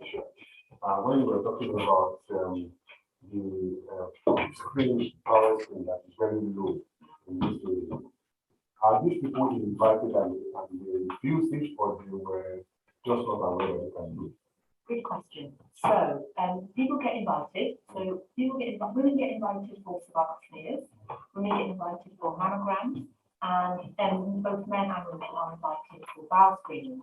And usually that's through doing a stool sample at home. So most people, as soon as they hear that, they're like, it's too much more effort than it's worth. And so they'll normally get a letter, and the screening is a national program, so it goes out nationally, but we also get notified. So if the patient is sent a bowel screening letter and they don't respond to it, we get notified as a GP to say this patient hasn't done the bowel screening, and we then follow it up. So we will either call them or we will send them a letter saying the bowel screening is really important. And some people do it and some people don't. And they think that there's a number of different reasons why people don't do it. The test used to be more complicated. So before you used to have to do 3 stool samples, people did it like that. So now it's 1 sample. So the test has been made easier. But because by the nature of it, you have to collect your stool, that puts a lot of people off. They also think that there's some cultural elements to that as well, given our population. And I think there's a lot of sort of that sense of, well, that's almost fatalism that they see both in Asian cultures and also they say, African cultures. Well, what will be, will be. And you can see why people have busy lives and you get a kit in the post that it gets put on the side or it gets put in the bin, and people don't prioritize that if they feel well. But then we also know that a lot of people do present late, especially with lung cancer and also with bowel cancer. So that's where it becomes quite difficult, because at that point you're really trying to claw back this time. So I personally think it might be an inconvenience, might add something on, but actually you might potentially be getting a really cancer diagnosis. That means that you can be cured, or you get a negative test and it's fine, you get on with it. I have something to add. I myself, the cancer unit in the UK, send me the kids. They even know where I put it. And the good thing about UK is that they will send a reminder. Because when they send the reminder, I say, I can't even find the first one. So I called our nurse, I said, can you show me what to do? She showed me and I put. So the result is on my wall to show that I'm negative of bowel cancer. And when people come and they miss it, I use myself as an example. The first one, you know that people might forget you have a busy life, but they will send a reminder. And this lady that died, she said she killed herself. You remember? Jogodi. That's true. She said she killed. You remember that story? Yes, because they sent a reminder, she dropped it in the bin. They sent a reminder, she would drop it in the bin when she has metastatic cervical cancer.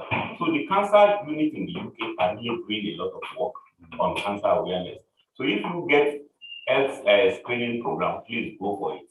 So, when you are talking about the kit, so what does the kit contain? Because we have to go to the basics. If it is messy, people will do it. If you just take, the power collection bottle and then it's not like that. It's not. Once you are going to get to the post just like this, when you see what I'm saying, it's like an envelope. Okay. Inside it, there's a small thing like what do you call the thing this guy was supposed to buy? No, not lithium, the memory stick. Just one small memory stick. So there's something like a small spoon there. You just, when you clean your wife, you just take a sample of the poo and put it inside and post it. So, okay, was it explained in the fact that it's a yes, yes, well explained. I even called my nurse, she was laughing, said that's always the case. PC people forget to do it. She said, doctor, you must go and do it now. So I had to go to the toilet, do it and post it. So please, everybody hearing me on this forum, I will encourage people to go for their cancer screening, please. And what we do know is people who do bulk screening usually have a higher risk of getting something like that. Will that also be relevant for colonoscopy? If it's positive, then you go for colonoscopy. Or if it's positive, yes, or if it's negative, okay. You want to ask the question? I'm going to stop doing it at a certain age, and I think they'll stop calling me now. I'm too old. Maybe, yeah. But they And also breast screening as well. They will still be calling you for breast. Yeah, we have stopped, but if you want one and you're outside the ages, then should be able to contact But how would I know? I mean, I used to go in the corner, but now.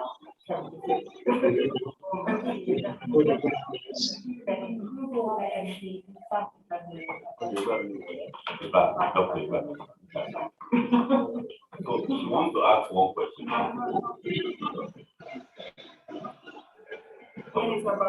No problem. Are you there? Dr. Ibrahim is here now. Okay. Please give us a vote of thanks. Are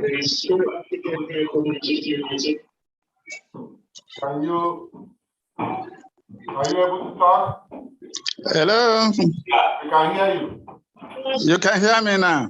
Yes, we can. Hi. Good evening, everyone. Thank you. I've been asked to give the vote of thanks. Firstly, we must thank God Almighty for the privilege for us to survive the COVID pandemic. Though it claims some of us, but here we are able to hold this conference again for the year. So we thank God for that. So I also want to appreciate our coordinator, Professor Guyemi, for your time, your experience, and the manner you have conducted the affairs. We appreciate that you have given us more from your retinue of knowledge, and we thank you so much. Our chairman in US, Barrister Albert Van Laar, well, I want to thank you too for the time you took to come down from US to UK for this meeting. So we appreciate you. God will continue to bless you. Our chair, our founder, well, we cannot thank you enough. It is said in Yoruba that we don't thank ourselves. So we don't really, but we thank God for the passion we should bring to the story of SAOF. Your love, the passion, the spending, everything you have done. If not for you, I know the story would have been different. So thank you so much. God will continue to bless you, will continue to uphold you, and will continue to provide for you. Our other speakers, Karen Nelson, Dr. Kintayo, and who else? So I thank you all too. Thank you for sharing your knowledge. God will continue to replenish it. In Jesus' name. I also want to thank all the survivors that it's not easy to share your private health affair, medical history with the public. But for those who have the courage, I want to thank you so much, because sharing it will help many other people to come to seek medical advice, medical intervention as soon as possible. Because when it is taken on time, the survival rate is very, very high. So I want to appreciate you for coming on and sharing from what you really went through. God will continue to protect you. That disease will not come back to you or your family again, in Jesus' name. So thank you, everybody. Thank you for other people that are there. I may not be able to mention you one by one, Mr. Ngwachuku, Mrs. Tina Festus, Dr. Funshaw Yeniyi, Mr. Joseph, Dr. Taj. So I thank Mrs. Kadijat as well. I thank you all. God bless you. Till next year, God be with us all. Goodbye.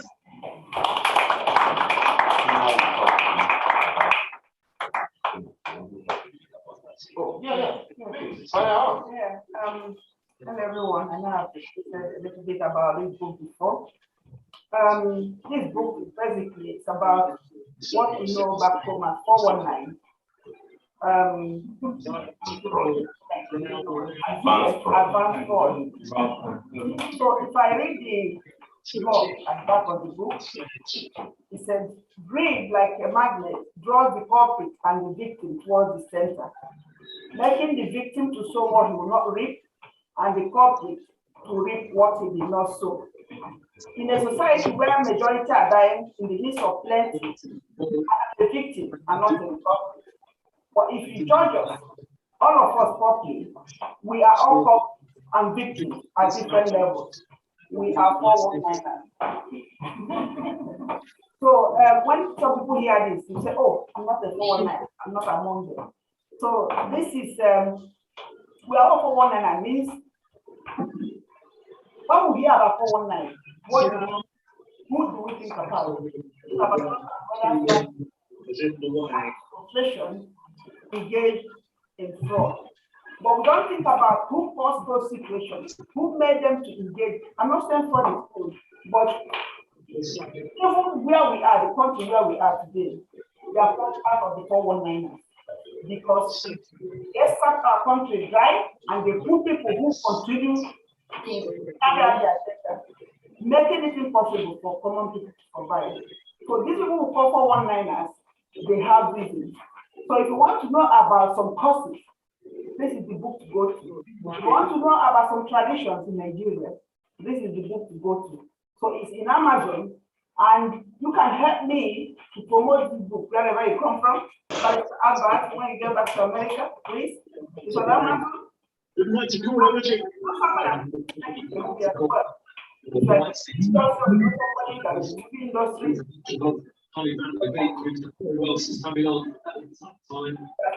places. I want to price is 10 pounds, like 10 pounds. And if you're in Amazon, even if you didn't buy, you can promote it by book, and it's a summarized what it's about. You can go to Amazon on your account and Google read by 5-star, and then you get very educated, understand a lot of things, and see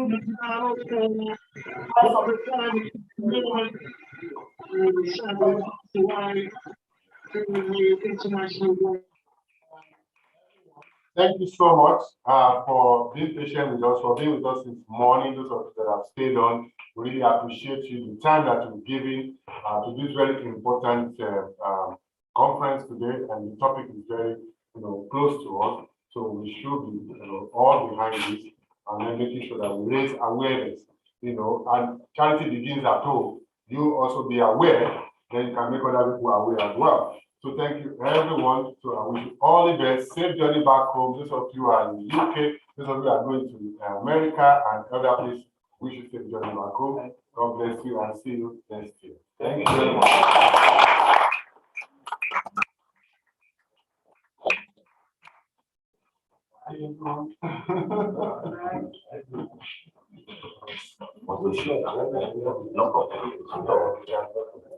Thank you.